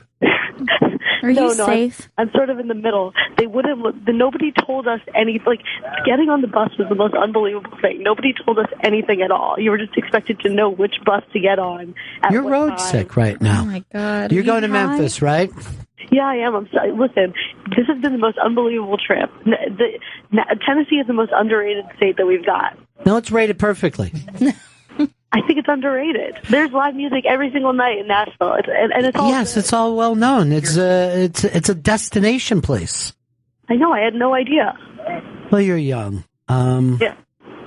I guess you heard Paul Feig has replaced Jeffrey Gurian as the too much tuna guy. Only temporarily. Looks like it's for good. I'm not giving up my crown that easily. No, and they didn't make him a jacket. They made me a jacket, for their press conference. I'm trying to figure out what jacket means. No one has that. A jacket. Oh. A jacket. It's a Durian Angels. You never saw my jacket? I got to bring it into the show if you've never seen it. Do me a favor and jock it off. That's what I want right now. Kroll and Mulaney stayed up late. They made it for me personally. Molly, when you get... jacket. Molly. Yes. When you get to Memphis, you want to go to the Rendezvous rib joint, right? It's called Rendezvous. Oh, right, barbecue, right? Yeah, but this is like old school where like old men bring it. It's the coolest. It's really, really great. And then they have one of those stupid hotels that the ducks come out and take the elevator in the morning. A lot of people go to that. Yeah. We've made a plan to do that. Are you going to go to Elvis's house? Yeah, we're going to go to Graceland. We're going to do Rendezvous, like you said, the hotel, and then Beale Street. We're just going to sit and listen to live music and drink beer. It's going to be awesome. Seriously, that's going to take at least 45 minutes to an hour and a half altogether. So, yeah. Do not get molested on the bus, honey. I'm going to try. I really am trying. Yeah. The bathing suit area that's your area. Mm-hmm. No one's allowed in there, even adults. Mm-hmm. All right, I will keep that in mind. All right. Speaking of kid touchers, Jeffrey, how's everything going, buddy? Hey, everything's great. Yeah, good. I come in handy at just the right time, right? Everything is amazing. I'm jumping around. Comfortable. It's almost spring. We're getting ready for the big scoping thing. Oh, great! The big scoping thing. The big scoping thing that we're going to be doing with the Interrobang. Oh, great! Now that the weather is nice. Molly, are you okay? Someone tickling you? Me? Tell them no, Molly. Not you. I'm not going to worry about you, Jeffrey. Molly, is somebody tickling you right now? No, I'm just the scoping thing. It just made me laugh. That's all. Of course. Jeffrey, you're probably doing some gigs in the city again, right? Well, I did the big gay pride thing last week, and I'll be performing. Wait, it wasn't gay pride. Not yet. It was a fundraiser for gay pride. It was a big show at the Stonewall Inn. That's not the same thing. We thought you were going to be there gay pride day. God damn it. Pardon me? We thought you were going to be part of the gay pride. Well, I'm doing a parade by myself, actually. Oh, I'm walking down Fifth Avenue alone in my pink jacket. I wore a pink jacket. It was the one place nobody made fun of me for wearing pink. It was a safe room for me. Well, the 1950s pink thing, I guess, was gay. I don't know whether it still is it? I don't know. I like to wear pink, and people always say, "Well, how can you wear pink?" And I love pink and purple. I mean, those new Jordans are pink. Why should women only have fun clothes? Men should have fun clothes too, right? Have fun with it. Yeah. Jeffrey, the police are coming to arrest you. I hear the sirens. Is that crazy? You can hear them where you are too? Yeah, there is a new law against rambling. And so, Jeffrey, are you doing any gigs coming up? Pardon me? I don't have anything big. I'm performing at clubs around town. I'll be at Greenwich Village. On Saturday, I'll be at Broadway Comedy. Thursday night, Greenwich Village coming up on Sunday the 13th. But no huge shows. You used to just jump around. I headlined last week at New York Comedy last Monday night, and that was really cool. Did you pass? I did. I did pass, and now I send in my avails. They have a whole new system where you send in your avails. Amy Hawthorne is booking the club. We were just talking about that earlier. About Amy booking the club? Yes. Well, it's so hard to book, when you send in avails. They have this new system where you do it electronically online. You send in for the whole month. And it looks like it's going to be done by a lot of the comedy clubs. They came up with it. Emilio worked with this guy, and they came up with this new system. Right. Really so cool. Instead of showing up there, you just send your avails, and they email you. People always send in their avails, but this is a real calendar where you just post it, and then they can see. I guess it's easier for them to see when you're available. Right. And then they don't book you anyway. I understand, Jeffrey. That's how it works. Well, I hope you get back with the too much tuna guys. Well, we're all close. Like I said, I wear my jacket proudly all the time. I'm going to wear it to the show next time I come on. Okay. I'll be the head of security for you guys. All right, Jeffrey. Have a good day, guys. Bye. Having a Gail out, Jeffrey. Bye, Jeffrey. Are you okay, Molly? Yeah, I just have no idea what he was talking about. Really. No one did. There's a whole new system that they do online. It's crazy. It's email, Jeffrey. Yes, but it's not the kind of email that comes in your postage box. It's electronically. Yeah, it comes directly without a postman into the computer box in your living room. I just got a cordless phone. This is how crazy the world is. Can you use that to send your avails? You would. I went out to shop for a TV. You should see how flat they are now. Unbelievably flat. Is anyone else voting for the Jew against Hillary? Hey, have you guys seen there are these new there are new memes on the internet that are like comparisons of Bernie and Hillary. They started out on serious issues and people have just kind of been messing around. Yeah. And one that I saw earlier, it'll be like Hillary and Bernie on the issues, and then it's the issue, and then each person stands next to their picture. So this one was Hillary and Bernie on the issues, and then it was like the bell rings to dismiss class, and Bernie is like, all right, have a good weekend, and Hillary's like, the bell doesn't dismiss you, I do. So who are you voting for, Molly, as a youngster, your first vote? I'm voting for Hillary. This is actually my second vote, though. I was 18 in the last election. But yeah, but the last time you voted for your sister. This time you're doing it on your own. Right, yeah, I was a little confused. I just wrote her name on the ballot. Yeah, I'm going to vote for Hillary, though. So who are you on this road trip with? I'm with my two girlfriends and also the two girls that I do my radio show with, Maggie and Liz. You met Liz before. Ah, sweet. Yeah. Yep. The name of their show is called Practice Kissing, and it's just young girls who just want to be ready. Sounds great. Yeah, it's good, all right. Check it out. I've never listened more than to 10 minutes of it. I don't know what it is. I listen to the first 10 minutes, and then I'm done. Finished. Well, Molly, have a great trip. Check in with us from Memphis, okay? Okay, we'll do. All right, bye, honey. Bye. Well, she's a sweetheart, huh? Sweet. Everybody loves Molly, and having her and Gurion on together is like the circle of life. You know what I mean?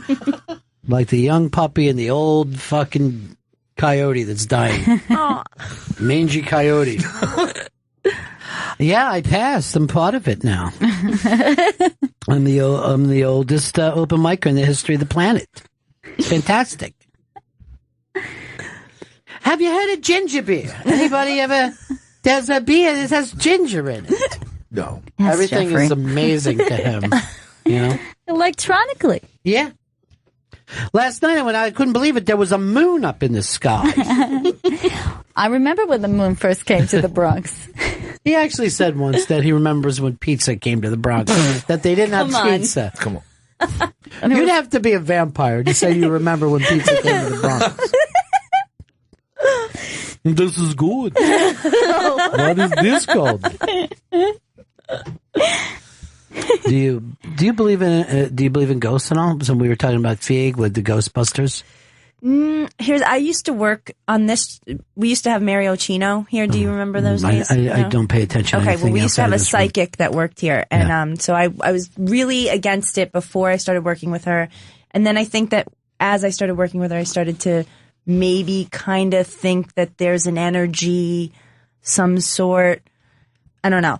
Here's what happened. Again, I can't see it. This morning, my chick comes walking out to me, and she goes, were you just standing behind me in the kitchen? And I'm like, uh-oh. Oh, God. Oh, shit. New York ghosts, you know? My apartment is filled with ghosts. It feels very much like I see weird stuff all the time. I hear weird stuff. I always feel like someone passes like right behind me. It's very weird. Well, when you were very young, and you were probably too young to remember this, and I probably shouldn't even bring it up. I mean, we kept it from you. But we were living in the suburbs, and you were sucked into the TV set. What? And yeah. Christ. We had to bring a little midget. Yeah, we had to bring a little midget in to find you. Gail Ann! I just ran out to the pool. Oh, my God! Poltergeist references. Chris, you never saw Poltergeist? I never saw the original. Are you Poltergeist. serious? What do you mean? You saw two? The second one? I watched the Sam Rockwell one, yeah. Oh, you saw right? the... No, I've never You've seen never it. seen the original? I've seen like stills of Poltergeist, but I never actually watched the movie. Yeah, I saw Steven stills of Poltergeist. Who would watch stills of a fucking movie and feel like good about it? No, I wasn't looking for them. It'd be like a list or something, and like, oh, Poltergeist, and there's like the small, was it a midget? A little person? Yes, a little person, sure. Oh, all right. Coming up a little later on, Dave Attell is coming in here along with Big Jay Oakerson. I'll go over and sign up now for the next Unmasked. It's going to be a fun night, Gail. It's going to be Tuesday, March 15th at 8 p.m. at the Village Underground in New York City, Unmasked with Bonnie McFarlane. And everyone attending will receive a free copy of her new book, You're Better Than Me. So, and then we're going to do a book signing after. So go to the interrobang.com for a chance for free tickets. That Paul Feig is up on the iBang. Also, we were talking about Amy Hawthorne. She wrote a big column about Big Jay Oakerson. Big Jay Oakerson is ready to be America's next comedy rock star. Well, you know, we were at his Comedy Central. Killed Rockstar, indeed. I'm going to go out of the way here and say it's going to be the biggest comedy special of all time, crushing Richard Pryor and George Carlin. Wow. Yeah. We'll break. Thank you so much, darling. It's always great to see you. You guys too. Well, we try to see you every Tuesday. Yeah, thank you for that. And tell people where they can tweet you or Twitter you or join your Facebook or Snapchat. You could tweet me at Cristina Palumbo. There's no H in Cristina. And Dumbo Palumbo on Facebook, facebook.com/Dumbo Palumbo. I'm not on Snapchat because I can't. I don't know what it is. Too much for me. I'm going to say this. I've never been to Facebook. Really? I've never been to Facebook. I've never been to Reddit. I've never been to any Twitter, none of the social media thing. I read Twitter during the show, and that ends anything I have for any of it. 4chan, I spent a lot of time. Really? No, I don't. Chris told me a lot about it. You said the 4chan guy has moved over to Google Plus. Yeah. So I find that this to be wacky. It's insane. So the dude, Chris Poole, or his Moot as he would go by, he has joined Google Plus to build online communities coming from 4chan. Which Google Plus has been a huge giant disaster. I remember we started on Google Plus around the same time as Twitter, and they bumped the show off for being a show. Yeah, it's insane. They said, you got to be a person, not a show. And we said, all right, see ya. Fucking 4chan, all he did was attack this guy the entire time he ran the place. Oh, they didn't like him? Well, I think it might have been just like ribbing or whatever, but they called him the other F word constantly. Oh, that's mean. Like literally all the time. Break, back, Bennington. It's the Bennington Show. Dave Attell in studio with us. And also, what's now being called America's new comedy rock god, Big Jay Oakerson. It's your time, buddy. Thank you, God. This is your time. Thank you. Well, a rock star, not rock god. Amy Hawthorne wrote that story about you. Yeah, I started reading it today. Yeah. Do you believe? Do you believe in the hype? Your own hype? No, but it's not. Yeah, Christine was getting me to read it a little bit, but I didn't want to read it. You didn't want to stay with it. Are you wearing a jacket, Jay? In that? Yeah. He just came from his grandmother's funeral. You're coming from like your daughter's, like a teacher meeting. Daddy-daughter. Her quinceañera. It's a great photo, though. Yeah, it is. It's a... You look like an old school, like Chicago reporter. This just in. You look like you work at Today's Man. Who took that picture of you? That's Mindy Tucker. Mindy Tucker, yeah. She's great. She's fantastic, yeah. Yeah. She does all good pictures. And what is the Greek? Oh, that's the creek. Yeah. It was like, he's Greek. He's working overseas. He's working at the Greek Improv. Oh, that's the creek in the cave. Yeah. Yep. Oh, okay. That explains the crowd in front. Look at it. Wayward young comics. Yeah. Big Jay and Dave Attell are in studio with us. Dave's performing this weekend, March 11th and 12th at Magooby's Joke House in Maryland. Go to magoobys.com for tickets and information. Follow him on Twitter at Attell. And Big Jay Oakerson, What's Your Fucking Deal? Premieres Thursday, March 17th on CISO. Go to CISO.com for more information. Also, The Bonfire airs Mondays and Wednesdays on Comedy Central Radio, Channel 95 at 6 p.m. East. And And he'll be at the comic strip in Edmonton, Canada this weekend. Oh, sweet. Wow. Jealous. Now this, I think you're the new master of promotion. Yeah, You know that, Reed? Well, you know what? I was, when you did your Comedy Central special, I was there. I thought it killed. I thought the lights were great. I thought the sound, everything. And I saw the first show and everybody was like, so I leave. I'm like, that was great. He's got it. Then everyone's like, what? You weren't there for the second show? That's the one that really fucking killed. The second show was fun. Yeah. But it was, I think that's probably across the board. Anytime there's like you do 2 tapings in a night. Yeah. I think the first one, I don't know if they mean it or not, but I feel like they always come to you and go, we got it. No worries. We could stop right now and there's nothing to worry about. So just have fun on this one. And I think that. But it was true. You did have, if you would have just done the special that I watched, which you'll probably use nothing of now, from what I'm hearing from everyone else. Everyone else acts, seriously, they act like I missed Hendrix walking. We have to use some because they lost the spotlight for like 5-10 minutes in the second one. That's when I was trying to point it at me. Like Swung it around. Everybody, Ron Bennington in the audience. That spot on him. Yeah. Celebrity row like a Knicks game. Hey, it's me.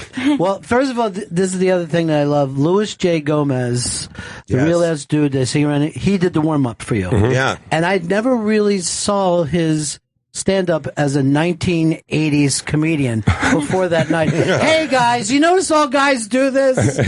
Girls, you notice guys do this? And guys, you notice girls do it? And I'm like, what's with all the badass talk? And then you drop back into please agree with everything that I'm saying. Ladies, am I right or am I right? Well, he didn't want to step on Jay. You know, so he didn't. He was being a wingman. But what I like about when Jay does a special is like, you know, Jay is so interconnected with like the club world and then the rock world and all that kind of stuff. So you go to see the show to support Jay, and there's already waves of like, you know, all the people who work at the Comedy Cellar were there. Yeah. All the, you know, there was just like all these different people were there, and it was great to just see like, how you've touched a lot of lives, and you allowed them to come back in a unair conditioned hall. No, but that was great. I said it immediately when I walked in with Mike Vicky, and I go, "Wow, this looks really good." Yeah, it was. I'm not a fan of the theater show, and that one looked good. That one was it looked like Jay. That was the best thing about it. You did not feel like you were in a corporate place. It looked like the same theater that crashed in the opening week of Vinyl. You know what I mean? It felt like the whole place could come down at any time. But the fact that you had family there and all, like, that was special because I was watching them going, damn, he's worked all this time. Like you said, everybody that's been pulling for him all this time. Yeah. And we're watching it happen. It was like the white version of that movie Creed. Yes, you know what I'm saying. I don't know if there is a version of that, but it's kind of like if he was white, and like he made it would be that. Yeah. You, Dave, you and Ronnie both said you were proud of me, and that made up for all my deadbeat father years. I made up for all that. Well, I think the real hero that night is your daughter being there as you're talking about her on stage. Like, when is there going to be a support group for that? She absolutely loves it. She does. Now. She's very cool. Yeah, no, absolutely. But do you know how many comics talk about their kids? Like, there should be definitely a group of these kids that, like, you know, that's my the dad Comedy Central show. Children of my dad says I'm a nerd. Well, my dad says, Louis C.K.'s kids. Like, you called me Jim an asshole Gaffigan. for everybody.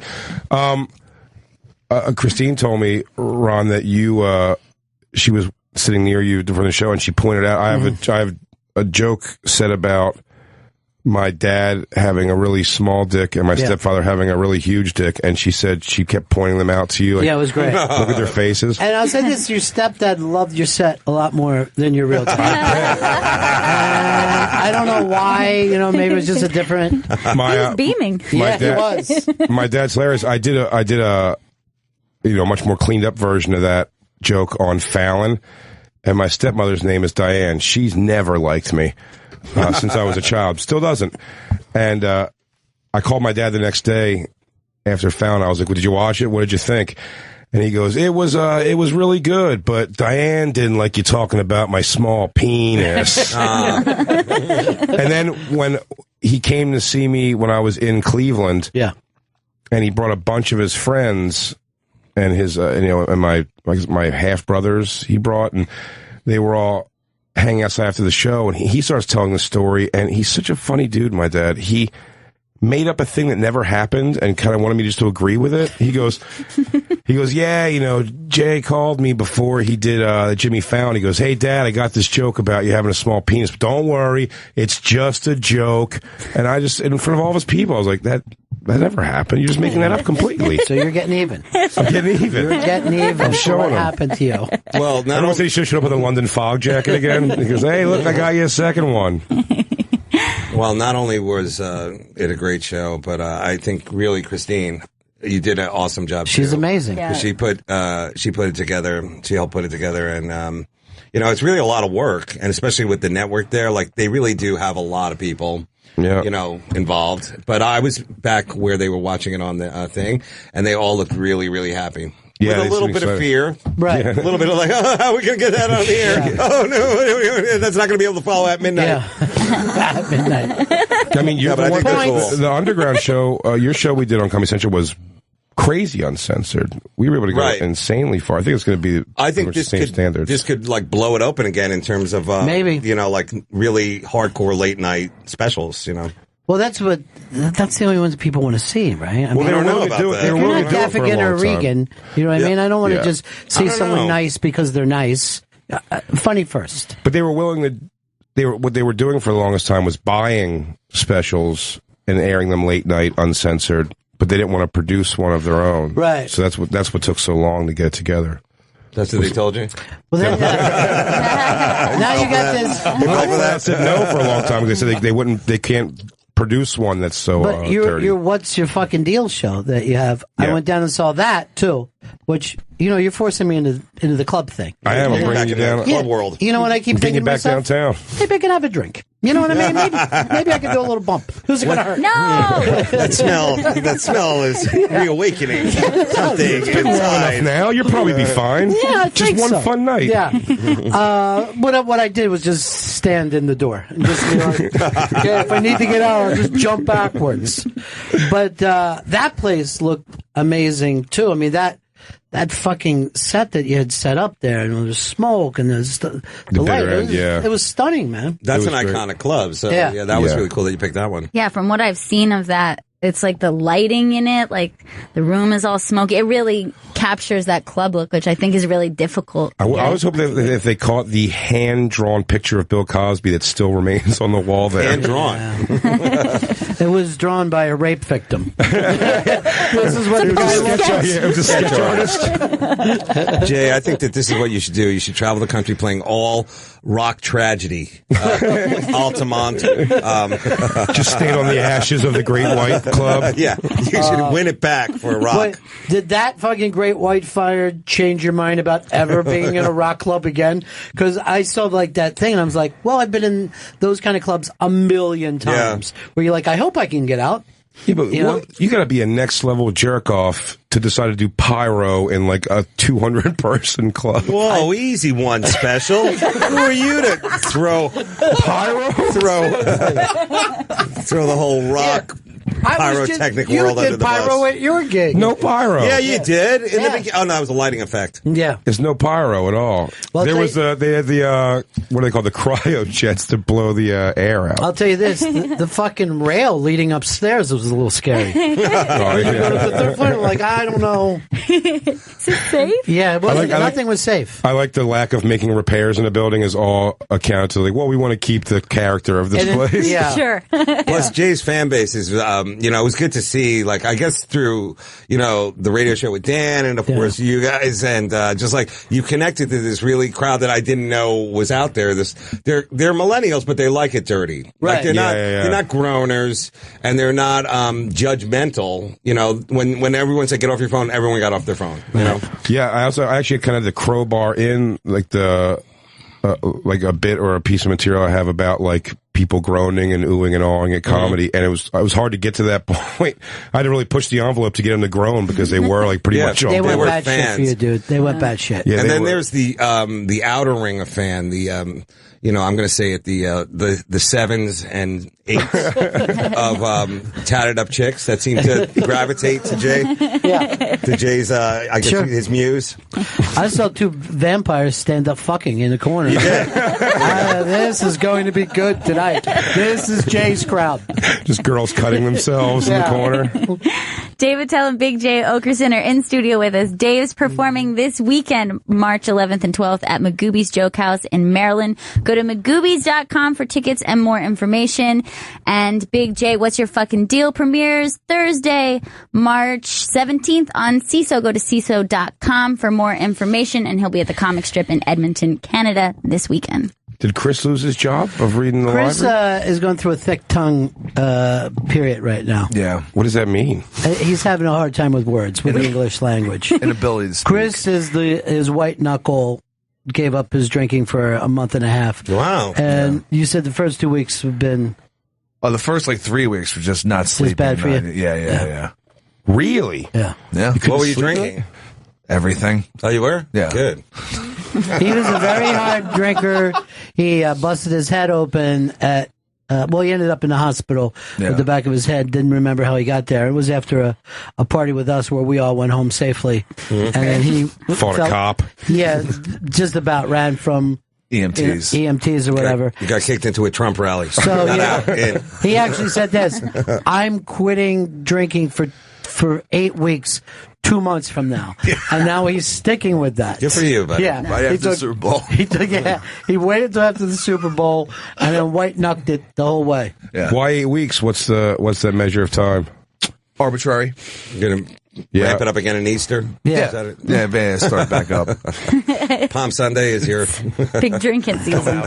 Well, that's the thing is when your blood gets a little thinner, you get drunker faster, and most people who OD quit for a while and then went back to the same amount of heroin that they used to do, and then they OD and die that night. You got to get back into it easy. Well, that was Jay's bit about the what was you were talking about the HBO documentary? The Cape Cod heroin Cape Cod. Yeah. Man, that was funny. I mean, it's sad, I guess, but those voice on Bonfire, I actually did try. I was laughing when I watched the documentary the night before, and I go, "Oh, you got to bring up this trailer for this documentary and play." And the trailer is just so sad. It's just really. One girl dies, and everyone's life's falling apart. But if you watch the actual documentary, listening to them cry and be sad in that goofy Cape Cod accent is one of the funniest things. It's heavy ever. duty. The thing that they never explain to you in those documentaries is just how great it feels to be on heroin. Now, it doesn't stay that way. But the minute you do any heroin, you're like, this is why people do heroin. Yeah. Really? Yeah. I've never done an opiate before, I don't think. Oh, don't. It's so It good. makes reality so awful, But that's what it is. The people that are sleeping, nodding off in the streets, they're just trying to feel the way they did that first time and wrote a song that none of the words rhymed. Yeah, but see, here's the thing. That first time that you do it, then you're like this. I never noticed how uncomfortable my spine was. But now it's great. Wow. Now I finally have a cotton spine. Wow. The one I've My always skin's wanted. been so tight all these years. I didn't know it. Can I just say one thing about Magooby's? Yes. That's Big what I'm heroin playing. town. I'm sure. But, anybody can play a club, but playing a joke house, which is where I'm headed. Right. It's a joke house, y'all. Is that what it's called, a joke house? Yeah.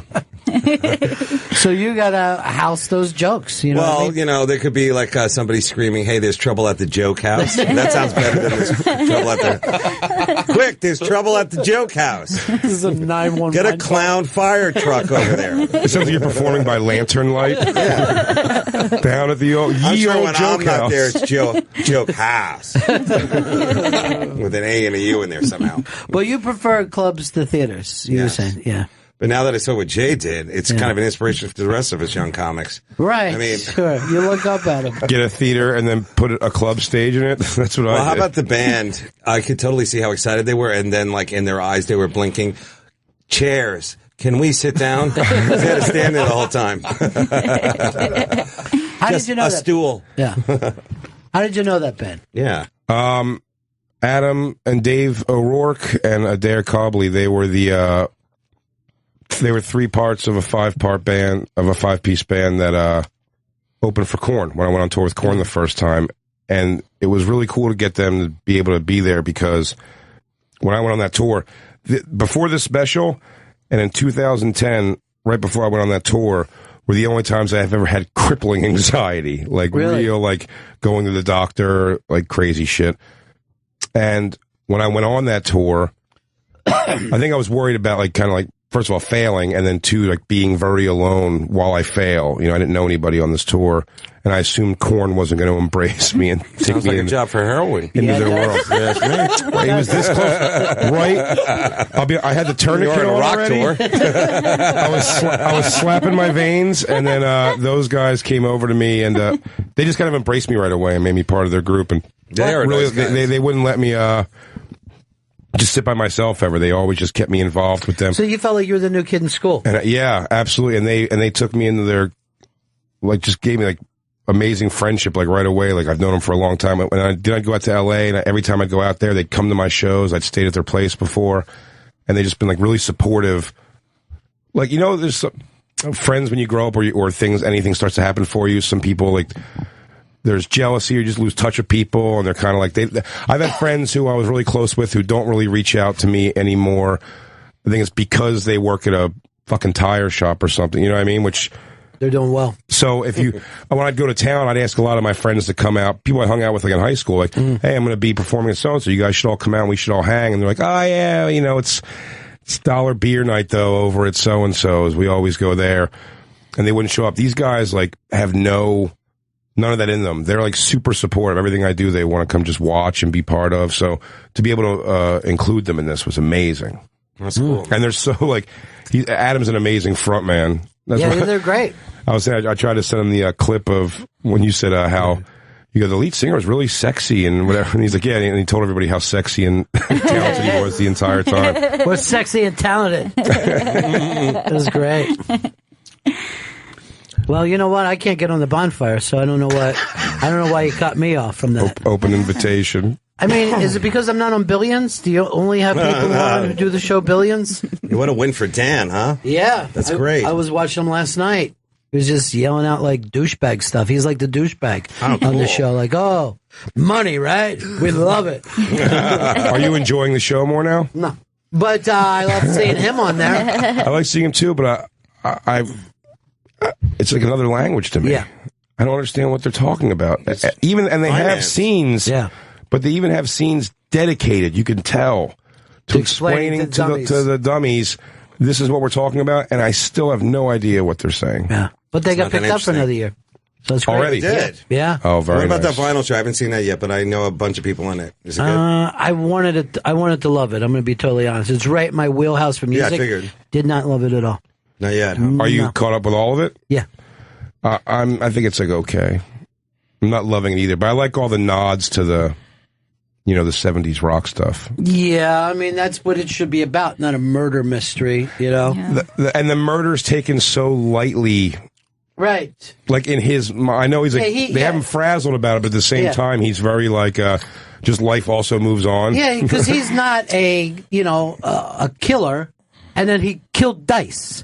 So, like, if I killed Dice, like, 2 nights ago, you'd be like, something's wrong with Ron. It'd weigh on you. It'd weigh on you. Wait, Dice is off of it now? Yeah, he was only doing the first one episode. And he was great. He's He was the best awesome. thing in it so far. Yeah, why would they do that? He was the best thing so far. Yeah, well, I think Dice has his own new show, too. He's got a TV show that's coming out. Oh, no way. Yeah, it's like is it like a sitcom or it's a comedy where he plays Dice? Yeah, isn't it, is that the Comedy Store show they're doing on? Oh, that's, fighting for airtime. He's in Vegas in this one. He's in Vegas? Yeah. Can we get Kathy Moriarty back on board? That would be great. Remember, that's short-lived? Yeah, I love that. I'm a UPS driver, you fucking cunt. Wow. Dave Attell. What? Oh, sorry. I thought you were talking to me. Dave Attell and Big Jay Oakerson are in studio with us. Dave's performing this weekend, March 11th and 12th at Magooby's Joke House in Maryland. Go to magoobies.com for tickets and more information. And Big Jay Oakerson will be at the Comic Strip in Edmonton, Canada this weekend.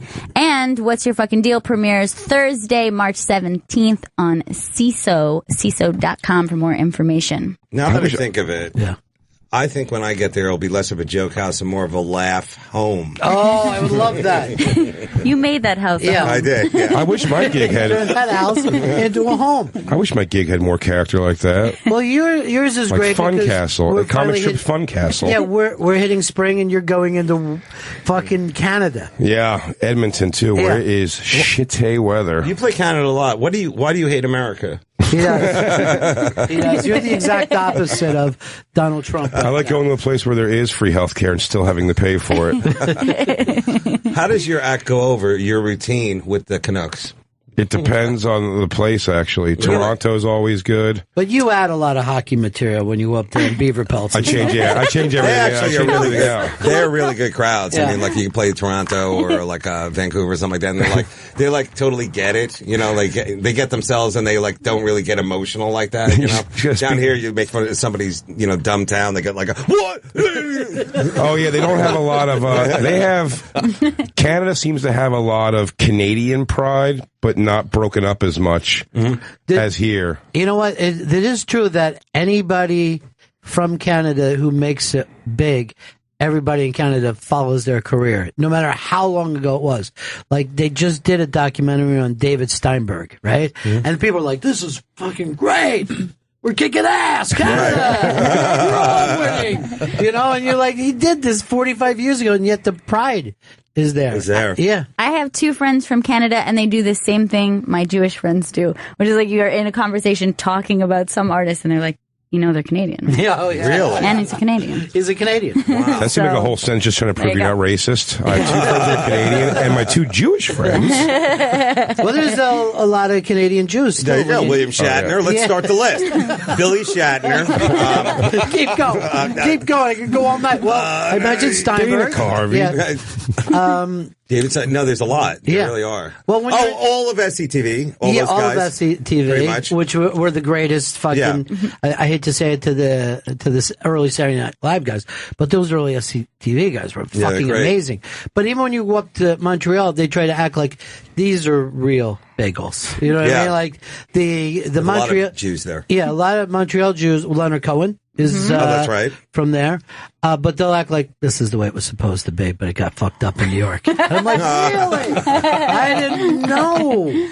Montreal is it's French and Canadian. Yeah. And then if you hang with the Jews, that's like three. That's a lot of that's a lot of foods. Yeah. This is going to be the first place that Trump bombs. You know what I mean? It's got everybody lined up together. By the way, do you guys think he's going to get in or he's not going to get in? Well, I think his policy about just name a topic. Yeah. Let's just say trade, European trade. Listen, it's going to be terrific. You're going to be very happy. It's going to be dynamite. He talks like that. Like he sounds like the same guy who's selling you a suit or when you're ordering a steak. He'd say it doesn't matter what it is. You're going to be very happy. You're going to love my presidency. I guarantee it. Honestly, who is this little kid over here? I think he's going to give him a free chocolate milk. This kid's great. Like, let me hold you up. Go back in the kitchen. You guys decide what you want. Dave Attell and Big Jay Oakerson are in studio with us. Dave is performing this weekend, March 11th and 12th at Magooby's Joke House in Maryland. Go to magoobies.com for tickets and more information. And Big Jay Oakerson will be at the Comic Strip in Edmonton, Canada this weekend. And of course, he's got his new show. Who's your first guest on What's Your Fucking Deal? Who comes out? I'm not sure. You're not sure? The episode breakdowns yet. But it will be, you shot it as shows, right? You're not going to pick and choose. No, yeah, we're going to keep it as show. Christine and them did a really good job putting it together. So like every show, we don't have to like piece it together. Yeah. A nice mix. I watch Christine at all your shows, and she's just running like a crazy person. She's a maniac, she's great. Stuff, and you're like, this is all happening because of me. And I'm like, no one gives Christine more nods than me. But she actually at the special taping, that was crazy. The audience lady was stuck on a train. She couldn't get there in time. And Chris, I didn't even know that happened. Well, I'm going to tell you this because I know the audience lady. The audience lady. It's called, what is it called again? Audience coordinator. Coordinator. Yeah. The The audience audience lady. What is it, Japan? The office Crowd lady. chick. The crowdy chick. Yeah. Well, the audience coordinator wasn't there. She was stuck on a train, and they didn't rattle me with that at all because that would have rattled me. I know. I know about it. Christine ran out there, and she took care of the whole line. You know, you and I had talked before you went up, and we kind of had an argument, and I almost yelled out, you know that the audience coordinator isn't even here. That was going to be my way of getting even and just finally winning.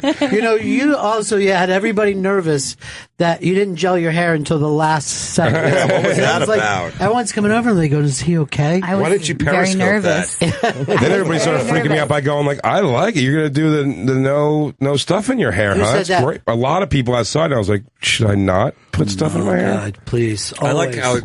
how you sit down on stage, so that's your thing, but that you were sitting down in front of all these people like that, like it was really weird. But then I was like, oh, this looks great. But then I was looking at Comedy Central shots because they have a lot of sweeping and all that kind of stuff. So it almost looks like just sweeping in on you, telling kids a story. Gather around, children. Yeah, like where were we? I sat down as a tribute to the late Paul Mooney.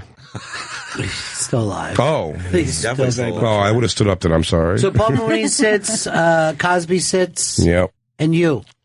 And me. Yeah, I'm sure it's been done. Who's more another than that. sitting comic? Patrice always sat, but he never did a special sitting. Is that right? Yeah. So this was the tip of the tad tick, Patrice. Who's that is? You were saying, yeah. Patrice, I did it. I did it for you. Yeah. It's me, White Creed. Hey, it's me, White Creed. Plus, you had every podcast and radio thing you're involved there. That was great. Yeah, everyone showed up. Everybody did. And then the jealousy starts. Right. Yeah, well, I saw some of that in between. There was a lot of POT going on backstage. Oh, is that right? Yeah. So what happened? I don't know. Yeah. Yeah, I felt bad. They had to keep my daughter out of the green room because everyone was smoking in the back. Oh, but is there jealousy in between some of your shows? I don't know. I hope not. No. They're all so different. How come you wouldn't let Anthony Cumia into the building? What happened what there? was that about? I just draw very firm lines. Okay. Because he was there anyhow. He camouflaged. Is that it? He's wearing a ghillie suit. He's dressed up as a boom mic. Well, which one of your podcasts do you prefer doing? Is it Bonfire or Skanks? One's a radio show. Right. So for radio shows, Bonfire. For podcasts, Legion of Skanks. Okay. And also SDR show. Which is kind of your favorite in a lot of ways. SDR show's a lot of fun. Yeah. A lot of nudity on SDR show. It's exciting. That's what you don't say that much on radio anymore. Is it radio or no? SDR show's podcasts. But there's we had nudity in a podcast. What was his name? Natasha Starr and Rebel Lynn came in last night. Mm-hmm. And they're in a weird three-way relationship. Like the two girls, and the girl Natasha is married to a guy who looks like. There they are. Was this pretty? Is this their picture from Game of Thrones? that hairstyle's coming, but that's the 70s style. The swoopy front? Yeah, I like that. So they're both dating a dragon? What's happening with these guys? Yeah. That is interesting. Yeah, it is. One of them's pregnant by a dragon, so right? it's a lot to talk about. Next season's going to fucking be amazing. And you know what those girls both have? Bush. They do. Yeah. They let it grow That's out. your thing, huh? Made me very happy. Wow. So getting nude on a podcast, wouldn't you say that's a tell on the economy? Yeah, I think it is. Well, you can't. That's the problem with the Don't tell me about bills. I was just full tilt nude on a podcast. You can't. See you at the joke house. Yeah. You can't shock anyone on a podcast. That's the problem. Like old, morning radio. Yeah. And people are driving like, I don't even know what's happening. This is terrible. Podcast is just your fans. Mm-hmm. You're not doing, there's not going to be a priest accidentally listening. And there's no theater of the mind to it where you got to listen and hear description. It's like for the people watching at home, you're like, and look, there's her pussy, just like we promised you. Yeah. See, And here's a picture. Yeah, and here's the other side of it too. You could just move the mouse over and just watch porn if you don't want. If you're interested in nudity, Right? See, talking a girl into taking her top off on a podcast isn't going to do it for you. But you were also able to talk girls up a lot more, too. So if they were, you would be like, this is the most attractive woman I've ever seen. Yeah, that's nice. I lied so many times in Florida when I did shows down there. First of all, they would come in and be 7:30 in the morning. Yeah. And I don't know what it is about strippers in the morning. They don't shower, they extra powder. So they were just powdered up, and any moisture in the room would be gone and be like, this is great. You're just trying to find any liquid to drink immediately. It's like a bag of salt just walked in. That's true. That was the whole thing of like you're driving to work, like a job you didn't like, and then you'd hear like, let's say Imus, classic Imus. It's like, we got 3, lovely ladies in here today, and it would be this thing of like, you're not supposed to, like, you're supposed to be the person of like, I would never want to hear about strippers in their lives, but because my friend, the radio guy, is talking, then it became like, association. Well, I like when they had to like clean up like the language, but the activity is still dirty. It's like the old O&A was like, how much of this wiffle ball back can you get into your lady parts? Right. Yeah. And it would also be like, well, did his D touch your P? And I think that might have been Anthony Cumia inventing just this thing. We're finally to say, no, you can be fined for that because everyone knows what you're talking about. So it has to be more obscure. It has to be, they'll just keep moving that line. Use English things like, could they put your Tolly Roger into your fanny? Well, we used to have to look at the lawyers would come in and they would say, here's the thing, and we would look at it. This is all you can't do. And we'd be like, well, we do all this. This is why we have the ratings and the fucking, greasers come out to see us everywhere. This is the exact fucking reason. Stay home, socias. Well, didn't they curse on the Oscars? I didn't see it. So didn't they? Somebody said that they. I don't know if I saw anybody curse. Like dumped out a few, like they bleeped a few. Yeah, but I can't remember if anything got out. Well, that's the thing now. Is like even no matter where it happens. Like, there'll be somebody doing a live news scene and somebody will, like, we're out here in front of the thing. Somebody run through, fuck, cunt, shit, and they run by. Nothing happens. Mm-hmm. Everyone has cable now. There's no reason for anybody to be shocked. I wonder, though, with the UFC, I don't feel like they're held to the same standard as the other sports, though, because their press conferences are just riddled with, like... Really? Yeah. Well, they're on cable, though, right? It's pay-per-view, no, but they're on Fox Sports 1. I mean, they'll bleep it when it's on TV, but, I mean, they curse incessantly at each other. But that... In the press conferences, which makes it fun. But they also beat and kick each other way worse than any boxing. No holds barred, as they say. It's just, you just look at mashed up faces. Like, if you wanted to be offended by something, it's the amount of mashed up faces that women give each other. Right. Yeah. Now, what do they do about football because they're on the sideline? Do they tell them you have to watch your language? They have to because they have that thing that they can pick it up, NSA, whatever that thing is, right? Well, what happens is now they're finding people for any gay reference, which is all they've ever done in football. Right. That's all they've ever yelled. And then it's all black guys hitting each other.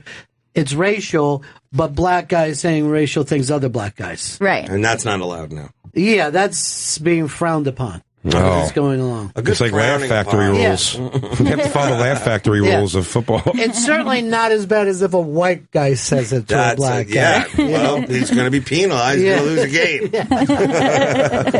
with a pointed finger. Yeah. I like when they get like, like when they're not allowed to play, like what do they call it? Suspended? Yeah. They should actually have to do, since they're grown men making a lot of money playing a kid's game, they should have to do yard work and chores. That would be nice. Yeah. Oh, why are you painting that fence? Well, I can't keep my mouth shut. My dad's got me cleaning out the garage this weekend. I should be. That is funny because most people don't get suspended from a job. We all got suspended from school. Only cops. Yeah, renegade cops. Cops can get suspended. Any kind of sport, you can be suspended.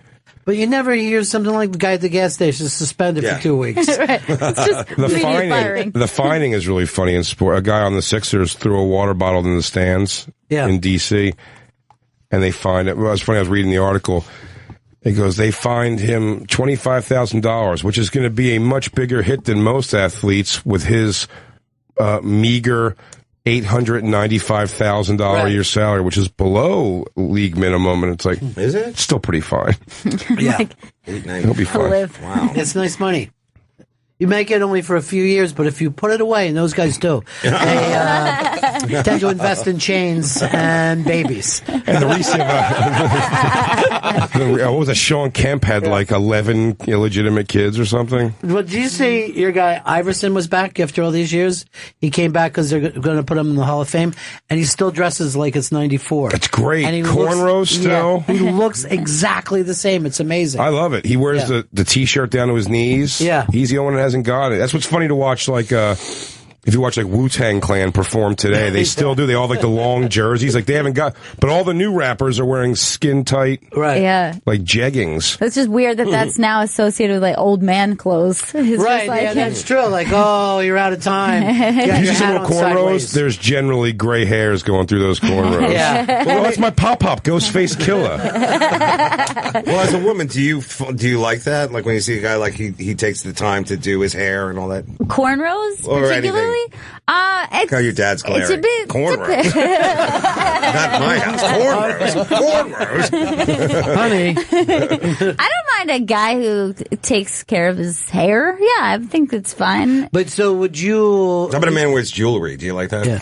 I'm not a huge fan of jewelry. I don't. What I if he don't sells love jewelry it, and he but- wears it around? You know, her main... That's slowly getting Yeah. into the Jewish guy.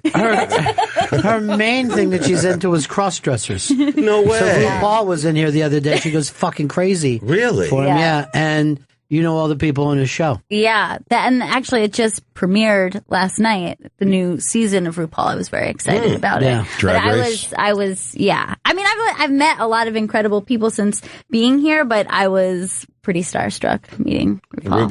RuPaul. Yeah. RuPaul was the big one for Yeah. you. Beats Buzz Aldrin. I get it. It's like, yeah, he's okay, I guess. It's a one-hit wonder, RuPaul. Well, so's Buzz Aldrin. That's True, not true. true. One hit wonder. You know the catalog of RuPaul songs? Yeah, but that's not predominantly what. Wait till your second RuPaul. special. You have RuPaul introduce you. Here, oh my man, woman. y'all ready to Oh, come on. Long hug. Way too long. Girl, work. Killing time up front.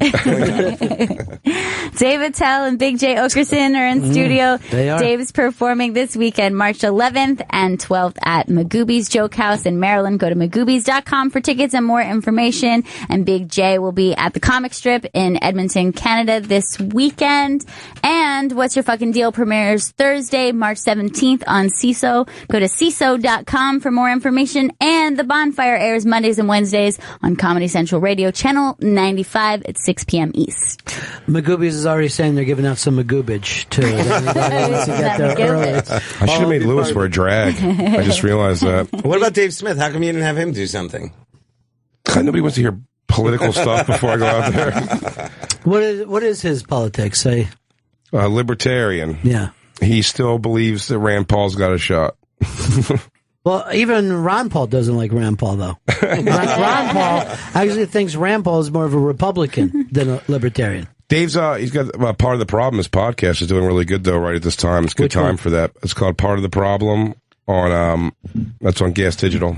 It's on Lewis and Ralph Sutton's network. How can I get on there? So you guys all have your own podcast, and then you podcast together. I don't have my own at all. Oh, okay, I was hoping you did because then I could. It's kind of like when they do those Marvel comic movies where they all have their separate movies Right. and they meet up. The Like every Avengers. fourth The Avengers, movie. yeah. That'd be great. The podcast Avengers. I think they should charge extra for that movie. Yeah, 'Cause there's so many stars in it. I'll quit. I don't know how they're all going to divide up $16 Yeah. like that. Dave, I'll quit one of my broadcast jobs to do a podcast with you. In a With me? heartbeat. Yeah. I'm too old for the podcasting, guys. That doesn't make any sense. Yeah, I'm too old for it. I did Are you Brad saying Williams' podcast on Brad and I guess Ray in LA, and Brad is a little person. Yeah. And like we were both laughing about how like it's so hard to get anyone to come to the show. Even a little person has to have a podcast to like get out, get the word out. So. I picture you were sitting around a round table with like really small chairs, like your knees were up by your head the whole time. We were doing it in the Comedy Store during the day. Have you guys been there during the day? No. It's a great club, the Comedy Store, iconic club. Right, but during the day, like they have AA meetings and stuff like that. So same people. They're quieter and a lot of nodding. It's always weird when you walk in any club in the afternoon. You're like, oh God, it's disgusting. It is the different. lights are all up. Yeah. It's I've walked through the Comedy Cellar even during the day. It's odd. You're like, like this isn't going to work.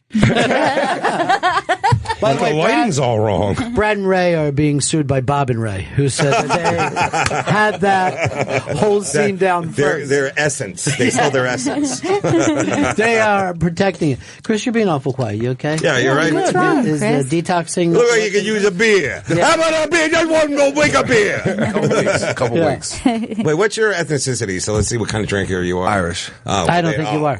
I don't think you're Irish. St. Patty's Day coming up. I What are you gonna do? Nothing about you that seems or looks Irish, and also Yeah, you don't. Yeah. And you also can't even say an Our Father, so you don't know what the fuck you're doing. Oh, no, I'm terrible Catholic. He doesn't know a single Catholic prayer, and he's raised Catholic. You're Irish on both sides? Yeah. Wow, that's No, you're not. You got an Indian in you. Yes. I have seen pictures of your father, and he's Put up the clearly picture. Native Quarter American. Navajo. Picture of your dad. He was a very dark-skinned man. Yeah. And Irish aren't known for that. It's like Louis J. Gomez. He's a good-looking guy. His mom. Yeah, he is. His He's mom is. Girls like him. His mom is Lily White. His dad looks like Eazy-E. That's you? That's my dad. Oh, neat. Look at. Did you guys see this picture of this guy? Can I see?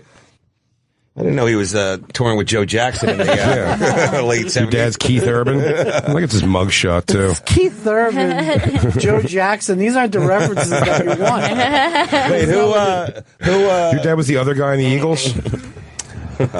He's pretty foxy. Who is that? Yeah, I think that's a good look. Yeah.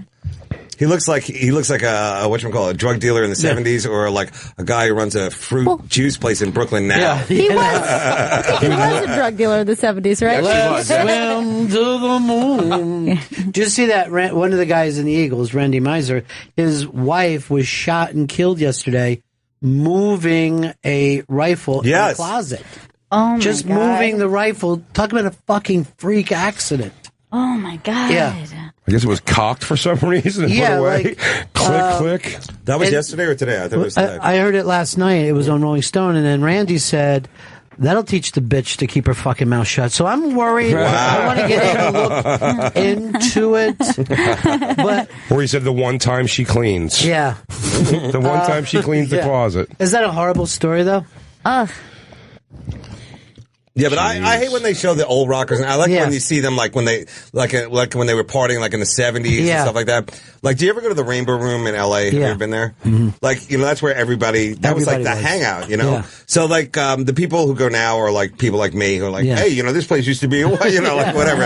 The tourists, basically. Ron Jeremy, Frank Stallone. Yeah, Ron Jeremy. These are actually people that I see when I go there. Ron Jeremy and Frank Stallone when I go there. Like one of the people working there, they actually showed us some pictures from the 70s, and you're like, wow, look at this. It's like a Renaissance fair with cocaine and like people are just like, but the one thing that floppy hat, like that, that Stevie Nicks hat thing, that thing is back. All the still doing it again. RuPaul talk about it.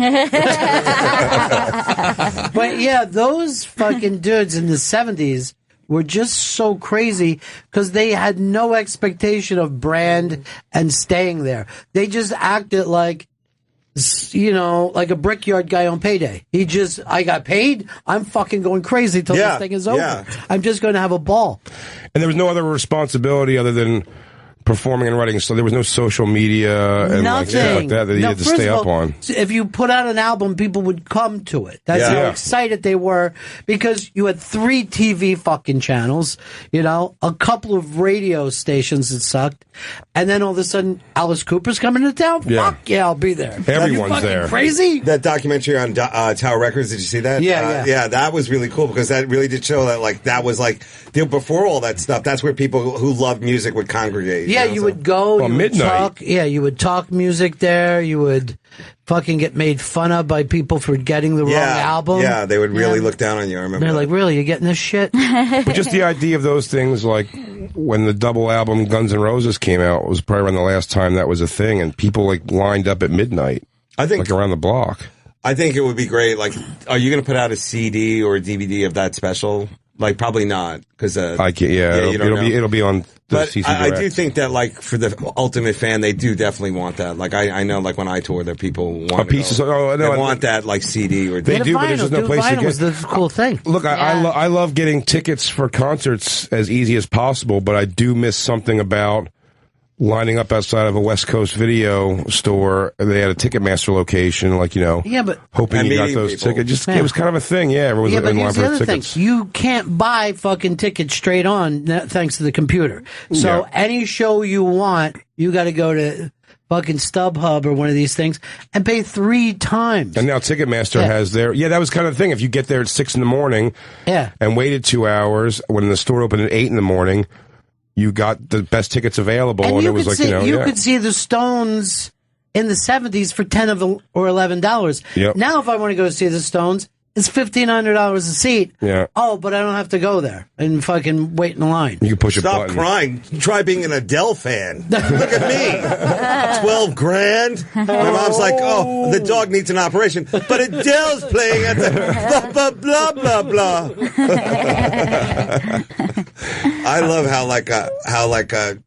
first of all, you always love when somebody sells like a huge venue out. You're like, oh man, that's cool. It gives you something to talk about. But then for like the amount of ticket price, like just how much that is compared to the $25 or $30, and then like we're always like StubHub gets $7 of that. Yeah. And I'm like, what? How much do they make on a $12,000 ticket? I wonder. Like they probably make a small fortune just on her. Her thing, and well deserved and all that. But she's not getting the money. Yeah, she sells it for regular prices, and then they up it. Yeah, this is fucking worse than the mafia. This is like people coming in and putting a gun to your head. It is like a heavyweight fight, like a Vegas fight, like a sellout. And they get to keep all like the ticket company keeps all that money. The broker. Yeah, I guess so. I don't even understand how they get away with it. How it's done that way. But I thought even when there was a time.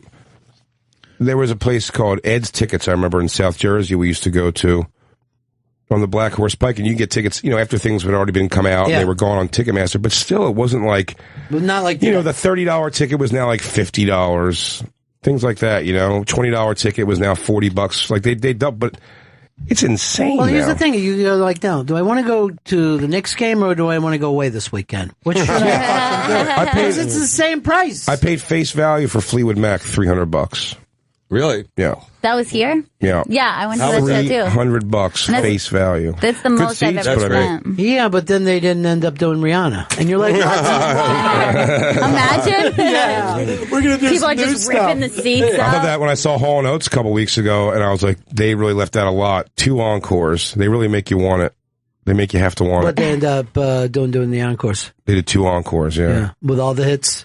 They nailed it all, yeah. No, they did all hits through. Yeah. But they checked, and they did a couple new ones, which was, I introduced Gail to John Oates, and I go like this, Gail, this is Daryl Hall. Like a fucking dick, I said it. And then he looks at me and he goes, John Oates. He didn't have a sense of humor. No. Neither did I at the point. I'm like, this. I just ruined everything with John Oates. It's fucking done now. I had a great line for about John Oates when I was doing that show Z Rock. Daryl Hall was a guest on the show, a guest actor on the show. He playing himself, and I had a thing lined up to say, and those guys do not like to be like thought of together when they're apart. Well, Daryl does it. He should. Yeah, you're right. You're absolutely right. But it was supposed to be Lynn Coplett's line was going to be, what could be worse than getting fucked and dumped by Daryl Hall? And I said, being John Oates would be worse than that. Yeah. And I thought that was funny because it was also taking a shot at John Oates, and Daryl Hall came in very firmly and was like, no, I don't want his, this is just me. This is my thing. It's my time right now. I'm on Z-Rock. So, let's make this about me. Spread my wings. This is before Daryl's house. All right, we got to wrap up with these guys. We're all fucking proud of you, for real. Yeah. One more time, everybody. Jay Oakerson. I mean, it's his time. Thank you so much for coming. It meant the world to me that all you guys came. It really did. It was well, at least make eye contact and stop looking at your phone when you say that. Yeah. You guys were there, right? He went show business. Yeah, he did. And I can't get on the bonfire, really? We can't just stop by. In there. Open invite. Look, I want you to do Legion of Skanks, but Lewis and Dave have seemed to have blackballed you. But I don't have control over that. But I can definitely get you on Bonfire anytime. Nice. Great. I'll talk to your management about it. Perfect. Christine? Dave Attell and Big Jay Oakerson have been in studio with us. Dave is performing this weekend, March 11th and 12th at Magooby's Joke House in Maryland. Go to magoobies.com for tickets and more information. And Big Jay will be at the Comic Strip in Edmonton, Canada this weekend. And the premiere for What's Your Fucking Deal this Thursday, March 17th on CISO. Go to CISO.com for more information. And the Bonfire airs Mondays and Wednesdays on Comedy Central Radio, Channel 95 at 6 p.m. East. That's it. We'll see you all again in 1974. Ladies and gentlemen, the evening is over. We hope you all enjoyed yourselves, and we'll see you all again in 1974. Good evening!